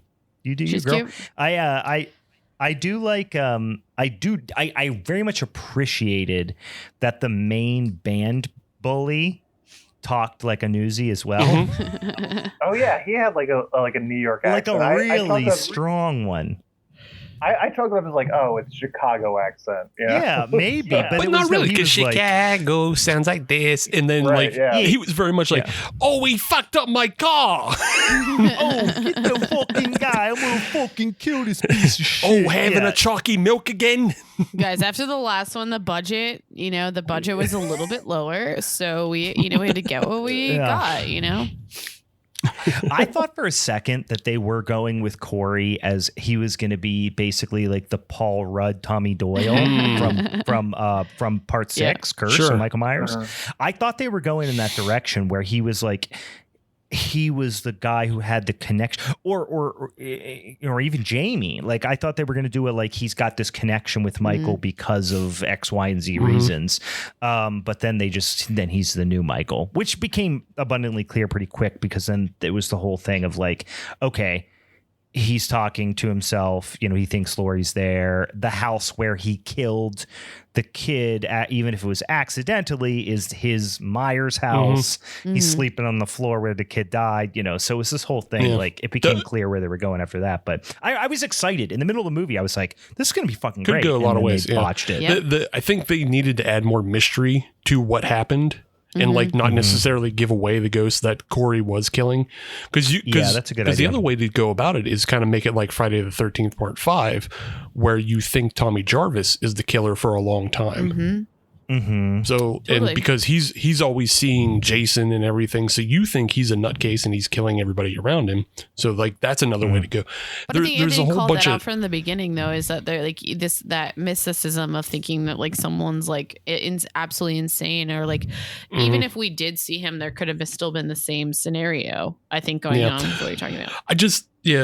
But I think there's like they showed too much. Because like the whole thing is it falls apart when they kill the cop in the pipe, because that's the other scene of mysticism you get with Michael Myers, because he fucking shambles over, stabs the cop, and gets the cum shakes from stabbing the cop. He does. And then he almost like, after he nuts, then he has a bunch more power. Yeah. Like, it's very weird. It's so weird. That's fucking hilarious. Yeah, and the more we talk about, the more I like Anthony's idea of like, they should have never been in the room together, or they should have never interacted that much. And then ultimately it's just been Corey the whole time, and Mike, and then you see Michael's, fucking rotted corpse in the fucking sewer. Yeah. You know what I mean? Yeah. Like, that would have been way Hey, cooler. guys, he just found the mask. Another future theory of the just the mask, right. franchise is actually going to be solely on TikTok, and it's just going to be 3-minute videos of all this happening. Easy consumables. Yeah. Because that's what this literally, like, it feels like, some even things, the way we're talking about it, it literally feels like a personification of certain societal things, which we've already talked about. But like, the more we keep talking about it, I'm like, the more I see it on the next thing, it's just going to be on TikTok or something, It's going to be stupid. I don't know why they chose to make Corey Michael's like protege, because like Michael's not really a willing participant in this, and so like how is he coming along for the, like how did they both show up? Is that a like survival of the fittest type thing where he sees his survival in this character? I don't fucking know. I mean, I don't know. Is he luring him there, or but like like I said, I also saw it as like almost like this regenerative. Maybe that's which is why he got which is why he got the cum shakes and got powerful. That's what I'm saying. Like I think that's like literally what I feel like was happening is he somehow saw like he could like use or feed off of him. Mm-hmm. But it's like if it would have been Corey just observing Michael from a distance, that would have been fine. Mm-hmm. But the fact that they were like tag team partners, like so bizarre. Corey was a fucking Margie Jannetty for fucking Michael. Like it was just it didn't make any sense. Like but like if it was just them dragging people into the tunnel, to the sewer, and Michael was and Corey essentially feeding people to Michael. Yeah. Right. That would have been like Hellraiser. Yeah. Yes, exactly. Right. Like Hellraiser. That would have made more sense. But then when they both end up together at the doctor's house, that's when it all started to fall apart for me a little bit. Like, we missed the scene where Michael's holding on to the back on the motorcycle. I was about to bring that up. And they're singing like "Cry, Little Sis," because there's such a hard cut. And I forget. I think it's after the doctor gets killed, isn't it? That there's a hard cut from that to the motorcycle going down the street, and you don't know who's on the motorcycle. It's Allison, but like it's shot from afar. It's like, are they about to show us motorcycle Michael? Oh my god, I would have loved that. It would have been awesome. Less ambiguous. Just take a big old swing. Did you guys catch the Home Alone quote? Oh no, what was it? I'm not afraid anymore. Oh yeah.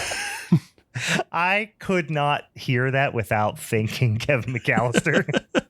Not afraid anymore. We can go, Allison. The Allison is so poorly written, as most of the script is, but like she's treated like dog shit in this film. For somebody who's kind of supposed to take up the mantle of Laurie, she makes like terrible decisions, and then like there's the scene towards the end where like Corey's like, we're going to run away with all, let's go. And Allison is like packing to go and leave.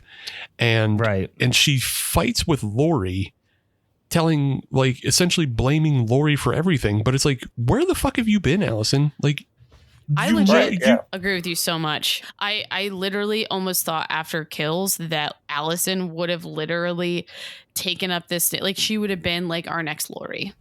Yeah, that actually would have been a great thing if like Corey was our next Michael and Allison was our next Laurie.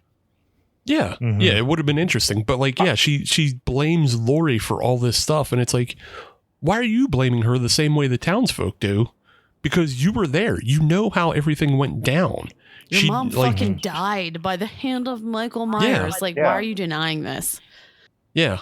Like, why are you fighting her? Also, a little bit of her mom's fault because she didn't stab Michael again with that pitchfork. She just dropped it on the ground. Like the one fucking thing Laurie should have taught her growing up in an abusive household was to not drop your goddamn weapon. Yeah. I'm going to switch gears towards things I actually liked about the movie because we've just been talking about things we don't like. Sure. And I said that I do kind of like it. So, and this is something that throughout the trilogy. And I'm not this, I will preface this by saying there are two kind of fans of the Halloween franchise, two archetypical fan segments, let's say, of the Halloween franchise. There's people who grew up with the first movie and like the fact that Michael is not an unstoppable supernatural killing machine, and it's basically like a weird home invasion, random killing type of movie, which makes it so scary. And then there's people who just like have a boner for Michael Myers, and you know what I mean? Like just like to be like weird creeps in a mask that stalk women like that. There are two different I think you just like having a boner for no, like, but you know what I mean? Like there like, even if you go to like horror conventions and stuff, you find people that are like weirdly into Michael in a way that like somebody would be into like an athlete or something. You know what I mean?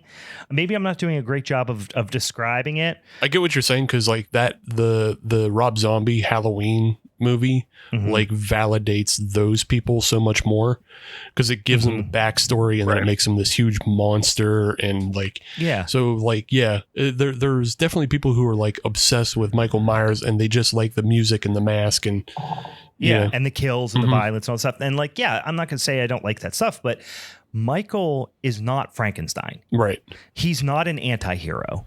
Right. He's a fucking bad guy. Michael's the bad guy. Right. Like Laurie is the protagonist, even though, you know, things get complicated and all that stuff. Michael's a bad guy. You shouldn't be rooting for him. You know what I mean? OK, it might be fun to watch Jason, you know, slam a person against a tree, you know, in a sleeping bag or whatever. But like Michael is not historically that, although he had become that at times. Anyway, that said, the kills in these movies have been across the board pretty fucking great. Like pretty much like when it comes to like gore and violence in movies, for me, like I don't necessarily like, you know, not that I don't like it, but I'm not like, I want to go see this movie because it's got a huge kill count. Like that's not necessarily what I'm in it for. But if I see something that I've never seen before, then I'm going to be like, oh, that was fucking cool. You know what I mean? And this franchise has done that. This trilogy has done that multiple times. And I think with this movie, they did a great job of it too. Even with, you know, what is a relatively small kill count compared to Halloween Kills. Certainly. Oh, yeah. Because he dispatches an entire town and an entire fire department. Which that, I mean, let's be real. That scene, the fire department scene in Kills, had simultaneously, I can't even think of a movie I can't think of a scene or a sequence in any other movie that has as high of highs and a low of lows as that. You know what I mean? Like when he first walks out on the porch and there's the flames and the water dripping down, you're like, and the music, you're like, that's a fucking awesome still. Oh, yeah. Then when he starts killing all the firemen and the one fireman starts firing up the saw, you're like, this just turned into the stupidest thing I've ever seen. You know, but also at the same time, like just from training, like my brain being trained by kung fu films, firing up the saw is so cool. Like, yeah, I know. But the thing is, it's like firemen are trained to save people. And if you saw someone come out, you wouldn't be like, I better saw this motherfucker. I better arm myself. But anyway, so overall though, I think they were really good, and the torch to the face scene in this one was great. I think my favorite that regard was the DJ. The disc, yes, I agree. It was like, I feel like it was a solid. Yeah, we not only do we get Darcy from the last drive-in, Diana Prince is in there briefly, although she gets killed and you see it kind of in the background. Apparently, her kill scene was much longer and it got cut. Yeah, and it'll probably be I think she posted it's going to be in the extended cut. So. Yes, I heard that it's going to be an extended cut, so I'm excited to see that. She appears very briefly, but Cramps' Teenage Werewolf is playing, which is one of my favorite fucking songs. And then he smashes the DJ's head, cuts his fucking tongue off, and then the tongue is on the turntable, and it just rules very hard. Right, but and that's what I feel like for as like few body counts as we got in this one is that what I expected was for them to just be brutal, and I think like that's all I expect from Michael is that they're like unapologetically just aggressive and unhinged, and that's what we got in that one. And that's why I also liked the callbacks, is that was reminding like when Corey killed the unhomed person, I was like, this is stupid. This is not a Michael Myers kill at all. No. Well, yeah, and that's the other thing is I kind of wish they went more with is like letting Corey develop his own kind of style to stick out, because like he accidentally stabs the homeless person, and then when he kills the DJ, Like, that's a very directed thing because the DJ had been bullying him and Allison earlier. And so, like, it's a very directed thing of, like, I'm going to take my time and I'm going to take away the thing that you love most, which is speaking into the microphone. I'm going to take your tongue. So, like, if they allowed Corey to develop a little bit more and do that and, like, kind of do his own thing, things that don't look like Michael Myers kills. Yeah, some Seven shit. Yeah. You know what I mean? Out here. Yeah. Just like give him his own flair. That's very vengeful, but also very ego driven. When that would have been the distinction thing, and that's what I also was not a huge fan of. But like the kills that did exist, I thought were solid. So, and there's something earlier in the film during that montage where with the voiceover and they're talking about all the people dying, and they show the couple in the Jeep that have basically been executed Son of Sam style. Yeah. And you hear one of the cops say, "No, this isn't Michael Myers. He doesn't use guns." Right. It's Brackett. Yeah, it's Brackett. Yeah. He says Michael doesn't use guns. It's Will Patton. Yeah. Oh, not Brackett. Yeah. It's not Brackett. It's Will Patton. It's Will Patton. Yeah, sorry. But it would have been cool if just at some point Corey shot somebody. Yeah, sure.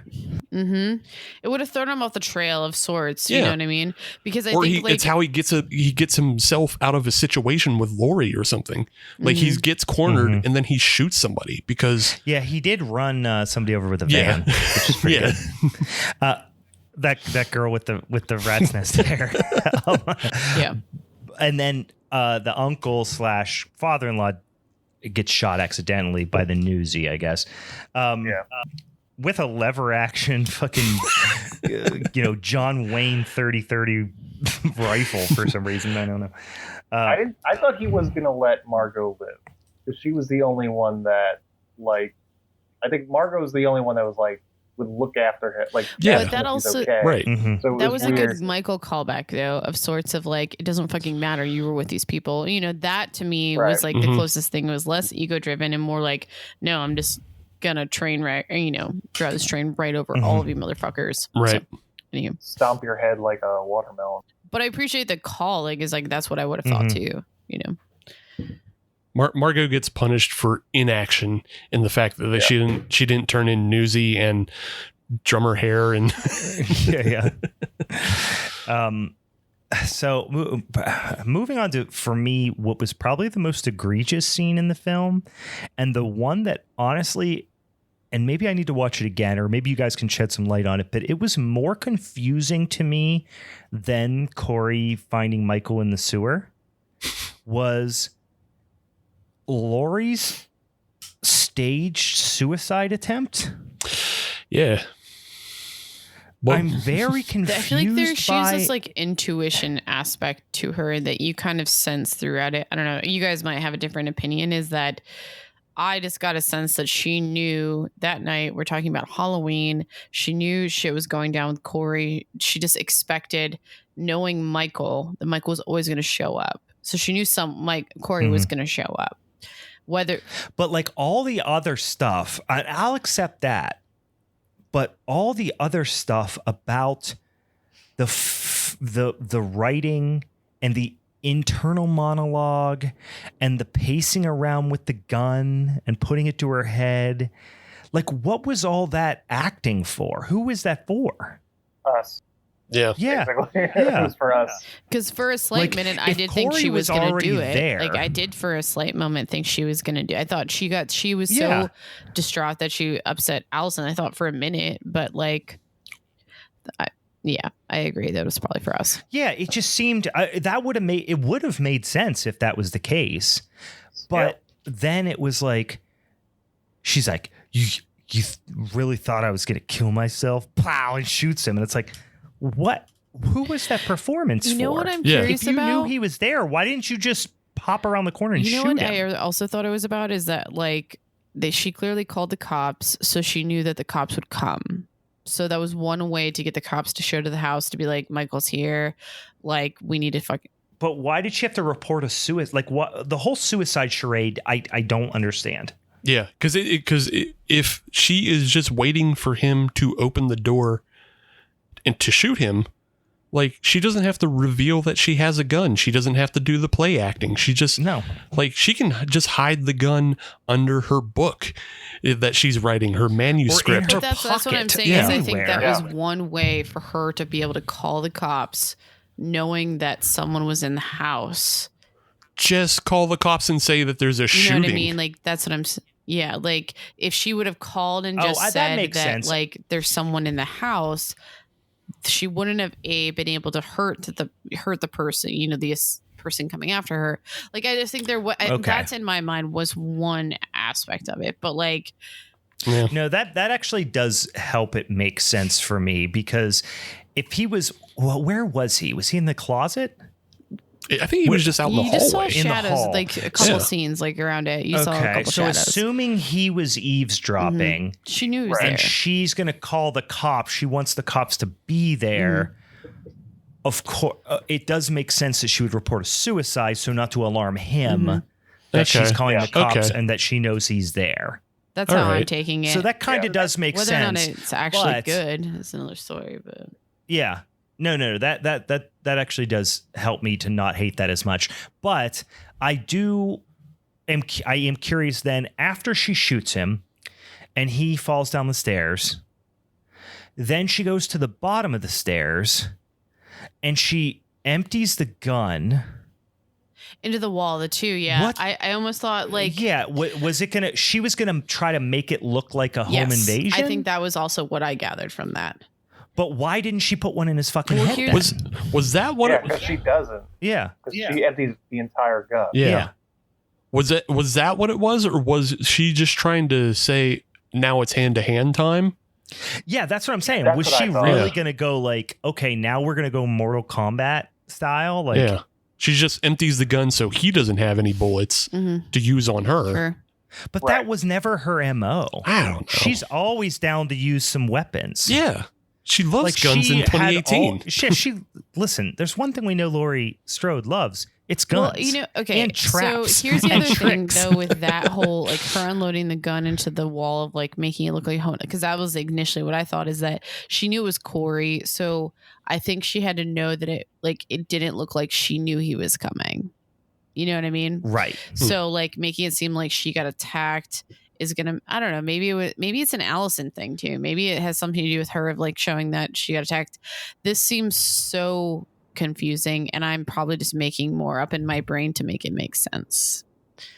Like I do. it is confusing. It is absolutely confusing. And then he stabs himself. So, okay, little twist. Corey, she's like, you a bitch, Corey. And she's like talking him down. And then he goes, fuck you, and stabs himself in the throat with the knife, with the kitchen knife, basically saying like, I'm going to frame you. Yeah. Because he wants Allison to hate Laurie. Right. So she'll leave with him. So Because his last words are, if I can't have her, Right. no one will have her. Yes. So the whole twist was like, you thought that was him threatening to kill Allison, but in reality, it was no. If I can't have her, you can't either. So Right. Laurie empties the gun so he can't use the gun on her, but also so she doesn't kill him and he can get arrested by the police. I think she just wanted to actually do real justice for a change, Right. do lawful Okay. justice, and like let him get Yeah. arrested. But then I guess she felt comfortable going hand to hand if need be. But then he stabs himself, and that makes her the bad guy in Allison's eyes.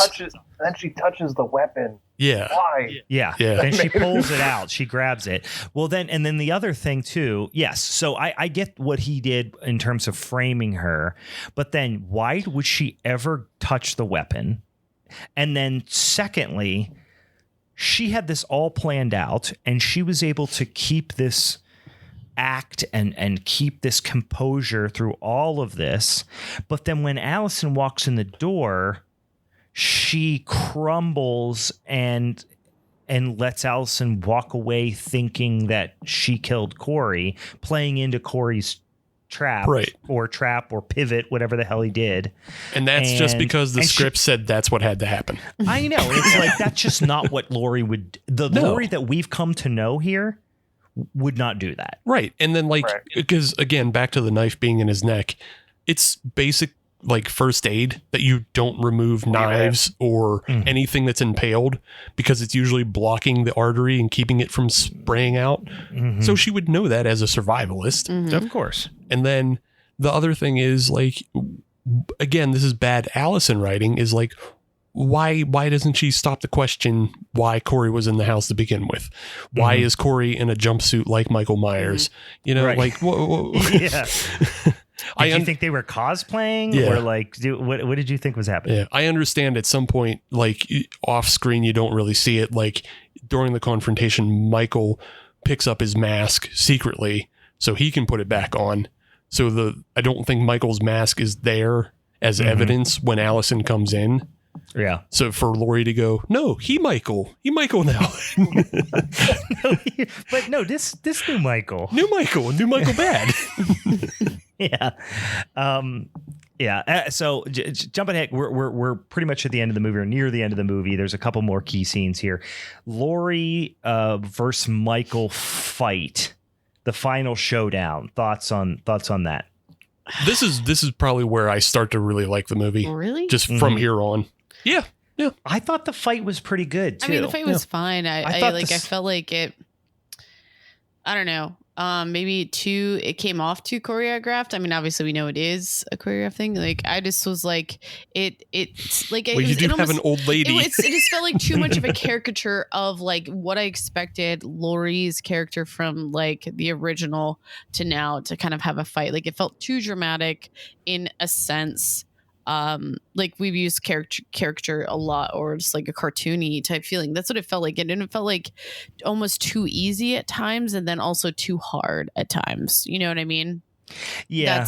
There's always been a lot of ambiguity about Michael's strength. You know what I mean? Where he's just scrawny Nick Castle in the first movie, but then he pins Bob to the cabinet with a knife, and then he picks up a nurse one armed with a scalpel and two, you know what I mean? So there's always been a lot of ambiguity around Michael's strength. To his strength in this one, though, he is pretty easily bested by Corey earlier in the film, where Corey goes to have the "I'm going to wrestle my dad" scene. Stop hitting. He gets what I call the "stop hitting yourself" scene. Yeah, it's like, but I guess at that point, Michael didn't get his groove back yet. At that point, not full power. Like the last 10 minutes of the movie, then he dies. I know, it's the whole thing's yes, Michael's strength and all that, the struggle and his aggression, he seems unstoppable at certain part. You know, that's always been something you've dealt with in this franchise, but they do have this big old struggle in the kitchen where they're beating the shit out of each other, and then ultimately Laurie pins his hands to the counter, and then with knives, as one would imagine, and then pulls the refrigerator on top of him. Again, I was okay with that. Then Michael rips his own hand in half through the knife to start choking I Laurie. wanted to see more gore in that scene, I'm not going to lie. I wanted to see the whole split hand. I think that would have been more. Well, you do see it. You get a little bit of it. I don't know. You see it when after Allison pulls him away. Mm-hmm. But yeah, so then he's actually, choking him, and then funnier scene is that if he would have choked her with like between his two fingers, live long and prosper, bitch. And then he's Freddy because he calls her bitch. Anyway, but yeah, so then they do this whole thing where basically they bleed Michael out like a hog. Yeah, he does shake off that stab to the heart though. Yeah, well, that's all right. I mean, that's not that bad. That's just a flesh wound. But then eventually they slice his throat open and slice his wrists open. And again, they bleed him out like a damn hog in the kitchen. They didn't cross the road. They went right down. You know, they did it right. Yeah, they went right. Yeah. So that the one thing with this, and it gets more ridiculous. It gets more. This is a big swing. And this is one thing that I kind of had mixed feelings on about David Gordon Green. was he, and I honestly don't know if it was him or if it was like Blumhouse or both that were like, we need to put our mark on this franchise. So they were like, we're going to do the thing that everyone in horror movies say to do, which is they bleed him out and then they put him into a fucking trash grinder. Yeah. Because that's the thing you always say. You're like, oh, he's laying there. Oh, yeah, he's presumably dead. Cut his head off, set him on fire, put him in a trash bag. Well, guys, for those of you who are fans of the franchise, he was fully dead in the second one. Literally, you see his corpse laying there burning as Mr. Sandman plays. He's fine. He's good. Yeah, he come back. Then Halloween H2O, they done cut his head off with an axe. He good. No, that wasn't him. Don't worry. That wasn't him. He played a trick on that. That was a funny joke he played. So that was a very funny joke. Now, here's the thing. This time they go, no. We're going to not only take his mask off and see his face, but we are going to do the thing that is so unmistakable that no one could ever say, no one could ever H2O this. Or, well, it wasn't H2O that did it, but you know what I mean. Right. There's nothing that could, make this ambiguous at all. This is Michael Myers without a mask, dead, tied to a car with 100 survivors and witnesses watching him get fed into a grinder and watching his head pop like a melon. Yeah, I'm totally fine with it. I loved it. I thought it was I had no issue with this. Yeah. I loved H2O when I saw it in the theater and his head got chopped off. I was like, fuck yeah, they killed Michael Myers. This is amazing. It's everything you ever want to have happen. Yeah, it's their way, it's their way of ending their series. It doesn't mean, because I mean, at this point, we're on how many timelines of Halloween? Right. This is so messy already. This is the third timeline, fourth timeline even, depending on if you include Rob Zombie. Right, yeah. 1, 2, 3, yeah, at least 4, if not 5. Yeah, so like this is the fourth iteration of Michael Myers, and this is just them ending theirs. The next time we see it, we probably won't see Jamie Lee Curtis. If Halloween gets made again with a Michael Myers, it'll be a brand new movie, and it might start back in the 70s, or they just might start a new one in the 2020s.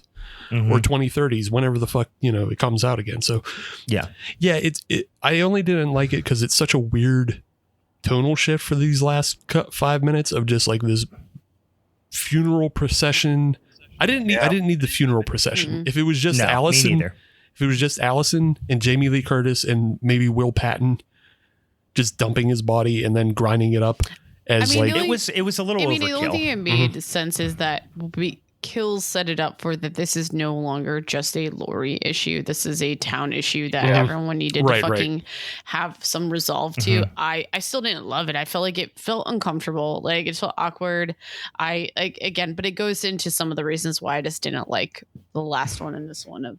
We've already talked about it. And see, and that's why I didn't like the funeral procession part of it, because like you said, it was introduced in Kills, and but Kills is how we got mob mentality.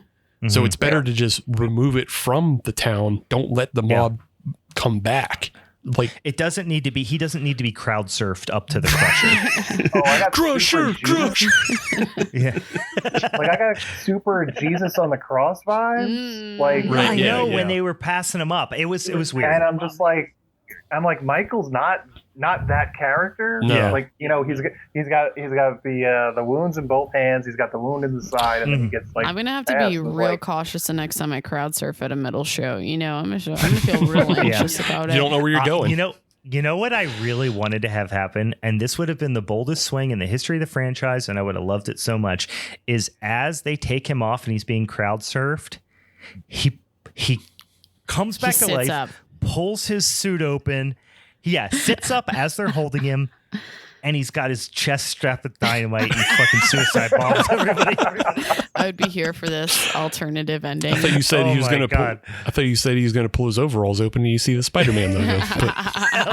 or that. And he web swings away. Safety for Michael Myers. Yeah, let's go. It was the whole, like, you could tell that they had that line, which is evil doesn't die, it just changes shape. They had that line since after the 2018 movie, and we're like, okay, all the social unrest and political turmoil and all these things are happening. Let's change it in this direction. And they had that final line and they wrote to it. It felt like, yeah. The pacing with this trilogy is so fucking weird and off. Like, I feel like there should have been like one more movie, maybe, and like the things with like Corey should have been introduced towards the end of Kills, and like Kills should have been split up more to introduce. Like, there's just way too much movie. They made way too much movie. There's so much movie. Yes, there's so much movie.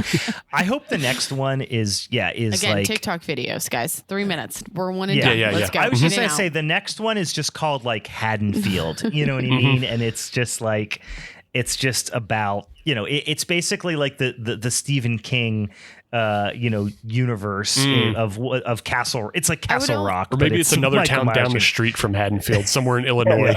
Yeah. Well, we're talking about Riverdale versus what is it to nuts? Maybe that type of thing, like Sabrina versus Riverdale type universe.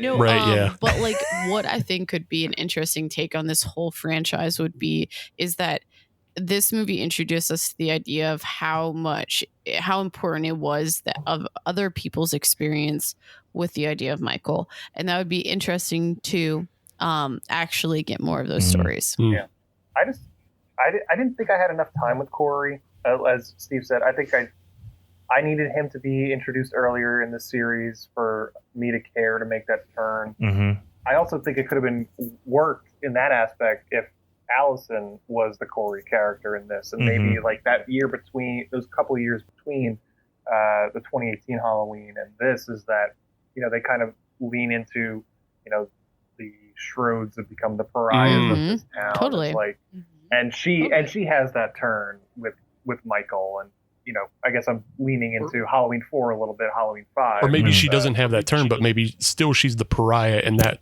Corey is just predatory from the start. And it just makes it easier for him to like convince her and manipulate her against Laurie, because he's always been a predator, not just like this kid who just like gets turned by, the Michael bite. So the Michael bite. I'm not giving that up. You're not. Or if we are introduced to Corey after the kid has died, we don't really know much about that. And he's just the bad kid, the kid from the wrong side of the tracks. Or whatever. That'd be a lot easier for me to swallow. Just like who the fuck is Corey to me? Is the opening of this movie? Right. Yeah, we didn't know him. We didn't know him until fucking an hour and 50 minutes ago. The third movie is a little bit too late to start introducing a character I was supposed to care about. That's true. Yeah, this definitely felt like a second movie, that was jammed into a third movie. Like, I don't know. It was they needed a catalyst to tie the whole evolution of the shape and the mythos and all that, and they done killed everybody who could have been him. And they apparently didn't want Allison to be him, which would have made more sense, so they invented Corey. They weren't brave enough to make it Allison, Laurie, or nobody and nothing. So they're just like, well, what else do we got? Yeah. I wouldn't have minded if Michael and Corey are doing their tag team thing, and the way that ends is that Corey starts thinking he can control Michael, and then Michael's just like he's the one that kills Corey. It's like no, like just like crushes his larynx. Like, yeah, this was never about that. Right. I'm not. This isn't my bodyguard. I'm just going to kill who I want to. This is about me getting my groove back. I don't need you for that. Exactly. Yeah, they were just sitting there at the end, and it was like after Corey like killed somebody or whatever, and they were just like standing on the curb, like smoking a cig, and then Michael just pushed Corey in front of a truck or something. Would have loved it. That would've been awesome. I feel that 100% would fit into the Rob Zombie version of this movie. Yeah, or it's like the Inglorious Bastards thing or whatever, where they're like, where Brad Pitt and what's the kid from The Office are standing there, and they're handing him over to like put him in cuffs, and then he just shoots the other guy. He's just like boom, shoots him. We don't need that. Like, we don't need that guy. It was like, oh, there's Corey, and he's just like, all right, push him in front of a bus. Yeah. It would have been funnier if they just had like, a little playful, like Michael almost gets him a couple times, like while they're out in the field killing people. Like Michael pretends like he's going to stab him. He's like, oh, just kidding. You got me. You got me again. You know you're my guy, Corey. I wouldn't do it. Yeah, you know what? It's weird because the kills, I walked out of the theater and literally was walking out into the parking lot. And this is what I love about, this franchise too, is talking to people afterwards. And that's kind of why I like didn't, maybe I wish I would have saw this in the theater. But again, my brother and sister-in-law and my wife, and we all sat down and watched together. So we got to talk about it. But when I walked out of Kills, I ended up having like a 15-minute conversation with a bunch of other people in the parking lot, who had just walked out of the movie. It was like a late show. And we all walked out of Kills going, that was fucking trash.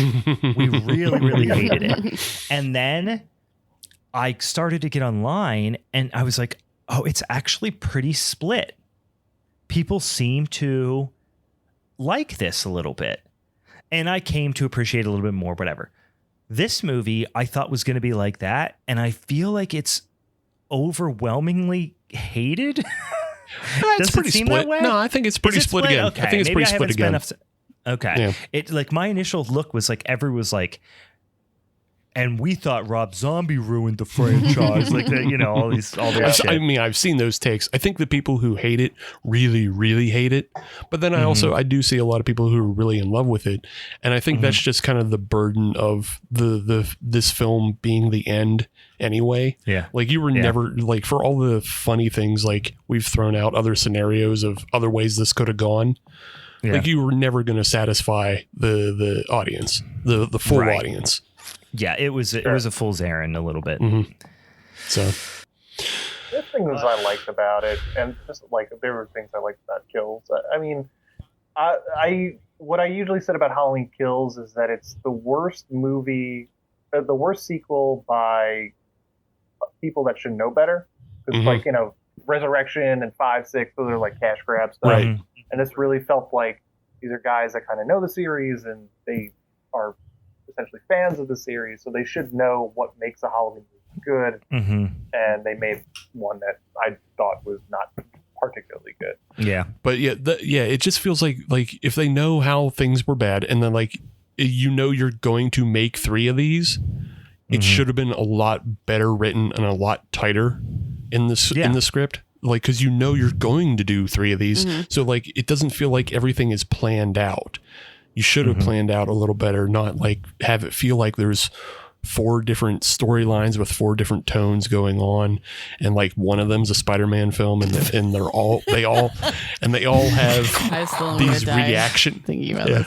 I'm gonna die on that hill, but like they all have these reactionary tones, like we were talking about. Like they're reacting to COVID, and they're reacting to MAGA, and they're reacting to what comes next now that COVID and MAGA are kind of past. What's our next boogeyman, and how do we find the next boogeyman? And like those are all reactionary tones, where it would have just been better if you'd written out 3 scripts in 2017 and like what did we actually want to get out of the series? Yeah, totally. No, I totally agree with that too. Yeah. If you told me the situation was David Gordon Green and Danny McBride had a good script for 1, and then someone gave them money for 3, I wouldn't be surprised. I believe that. No, that sounds like it makes a lot of sense. Yeah, this Blumhouse, the first one, they were like, wow, people still care about this franchise. We could probably turn this into a trilogy. And they just didn't have the script for it. They were just like, we'll figure it out. We're good at it. I feel like it just went, there is such a, I really think about 2018 as a really good movie. Like I really liked 2018. And then Kills and Ends were so tonally different in my mind. And maybe I need to watch them like back to back to back and like do a triple feature one night. But Kills and Ends seem like they have so little to do with the 2018 movie for me. Yeah. I haven't seen the 2018 one in a while, but I remember liking it. Yeah. I remember enjoying it. And I watched Kills earlier this week before Ends came out. Yeah. And I still don't like it. Blumhouse is such a weird anomaly because there's so many movies from Blumhouse that I like. I wouldn't say there's a bunch of them that I love, but boy, they're all over the place, aren't they? Yeah. I think they made their money early.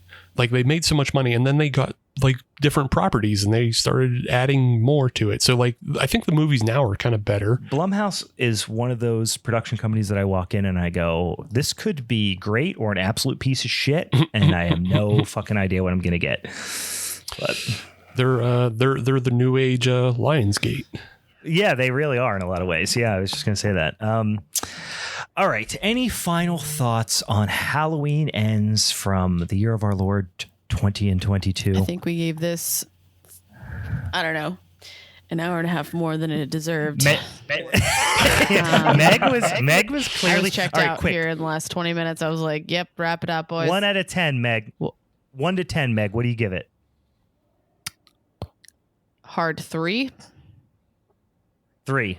Steve, 1 to 10. What do you give it? 5. Who cares? Wow. Wow. Anthony, that's like such Anthony, a bitch 1 to 10. score. What do you give it?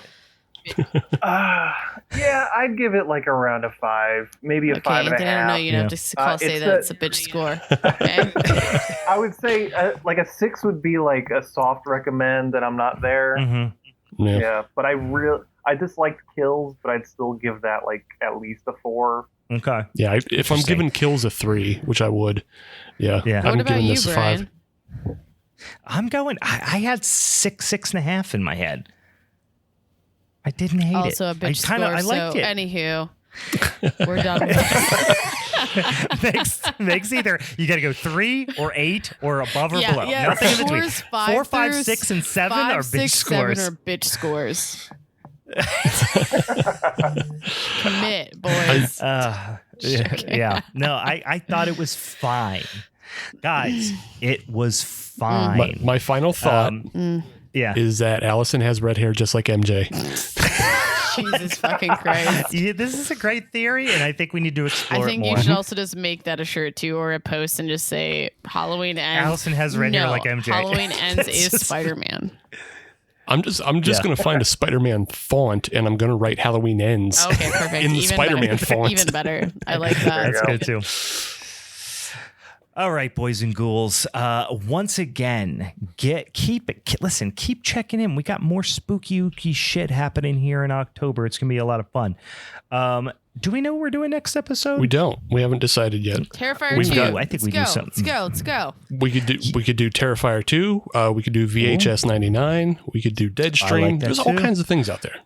Guys, we're doing fun stuff. It's October. It's an embarrassment of riches that we have going on here right now. So, Anthony, tell us where we can find your podcast, because guess what? If you like this one, you'll probably like his as well. So go check it out. Tell us about it.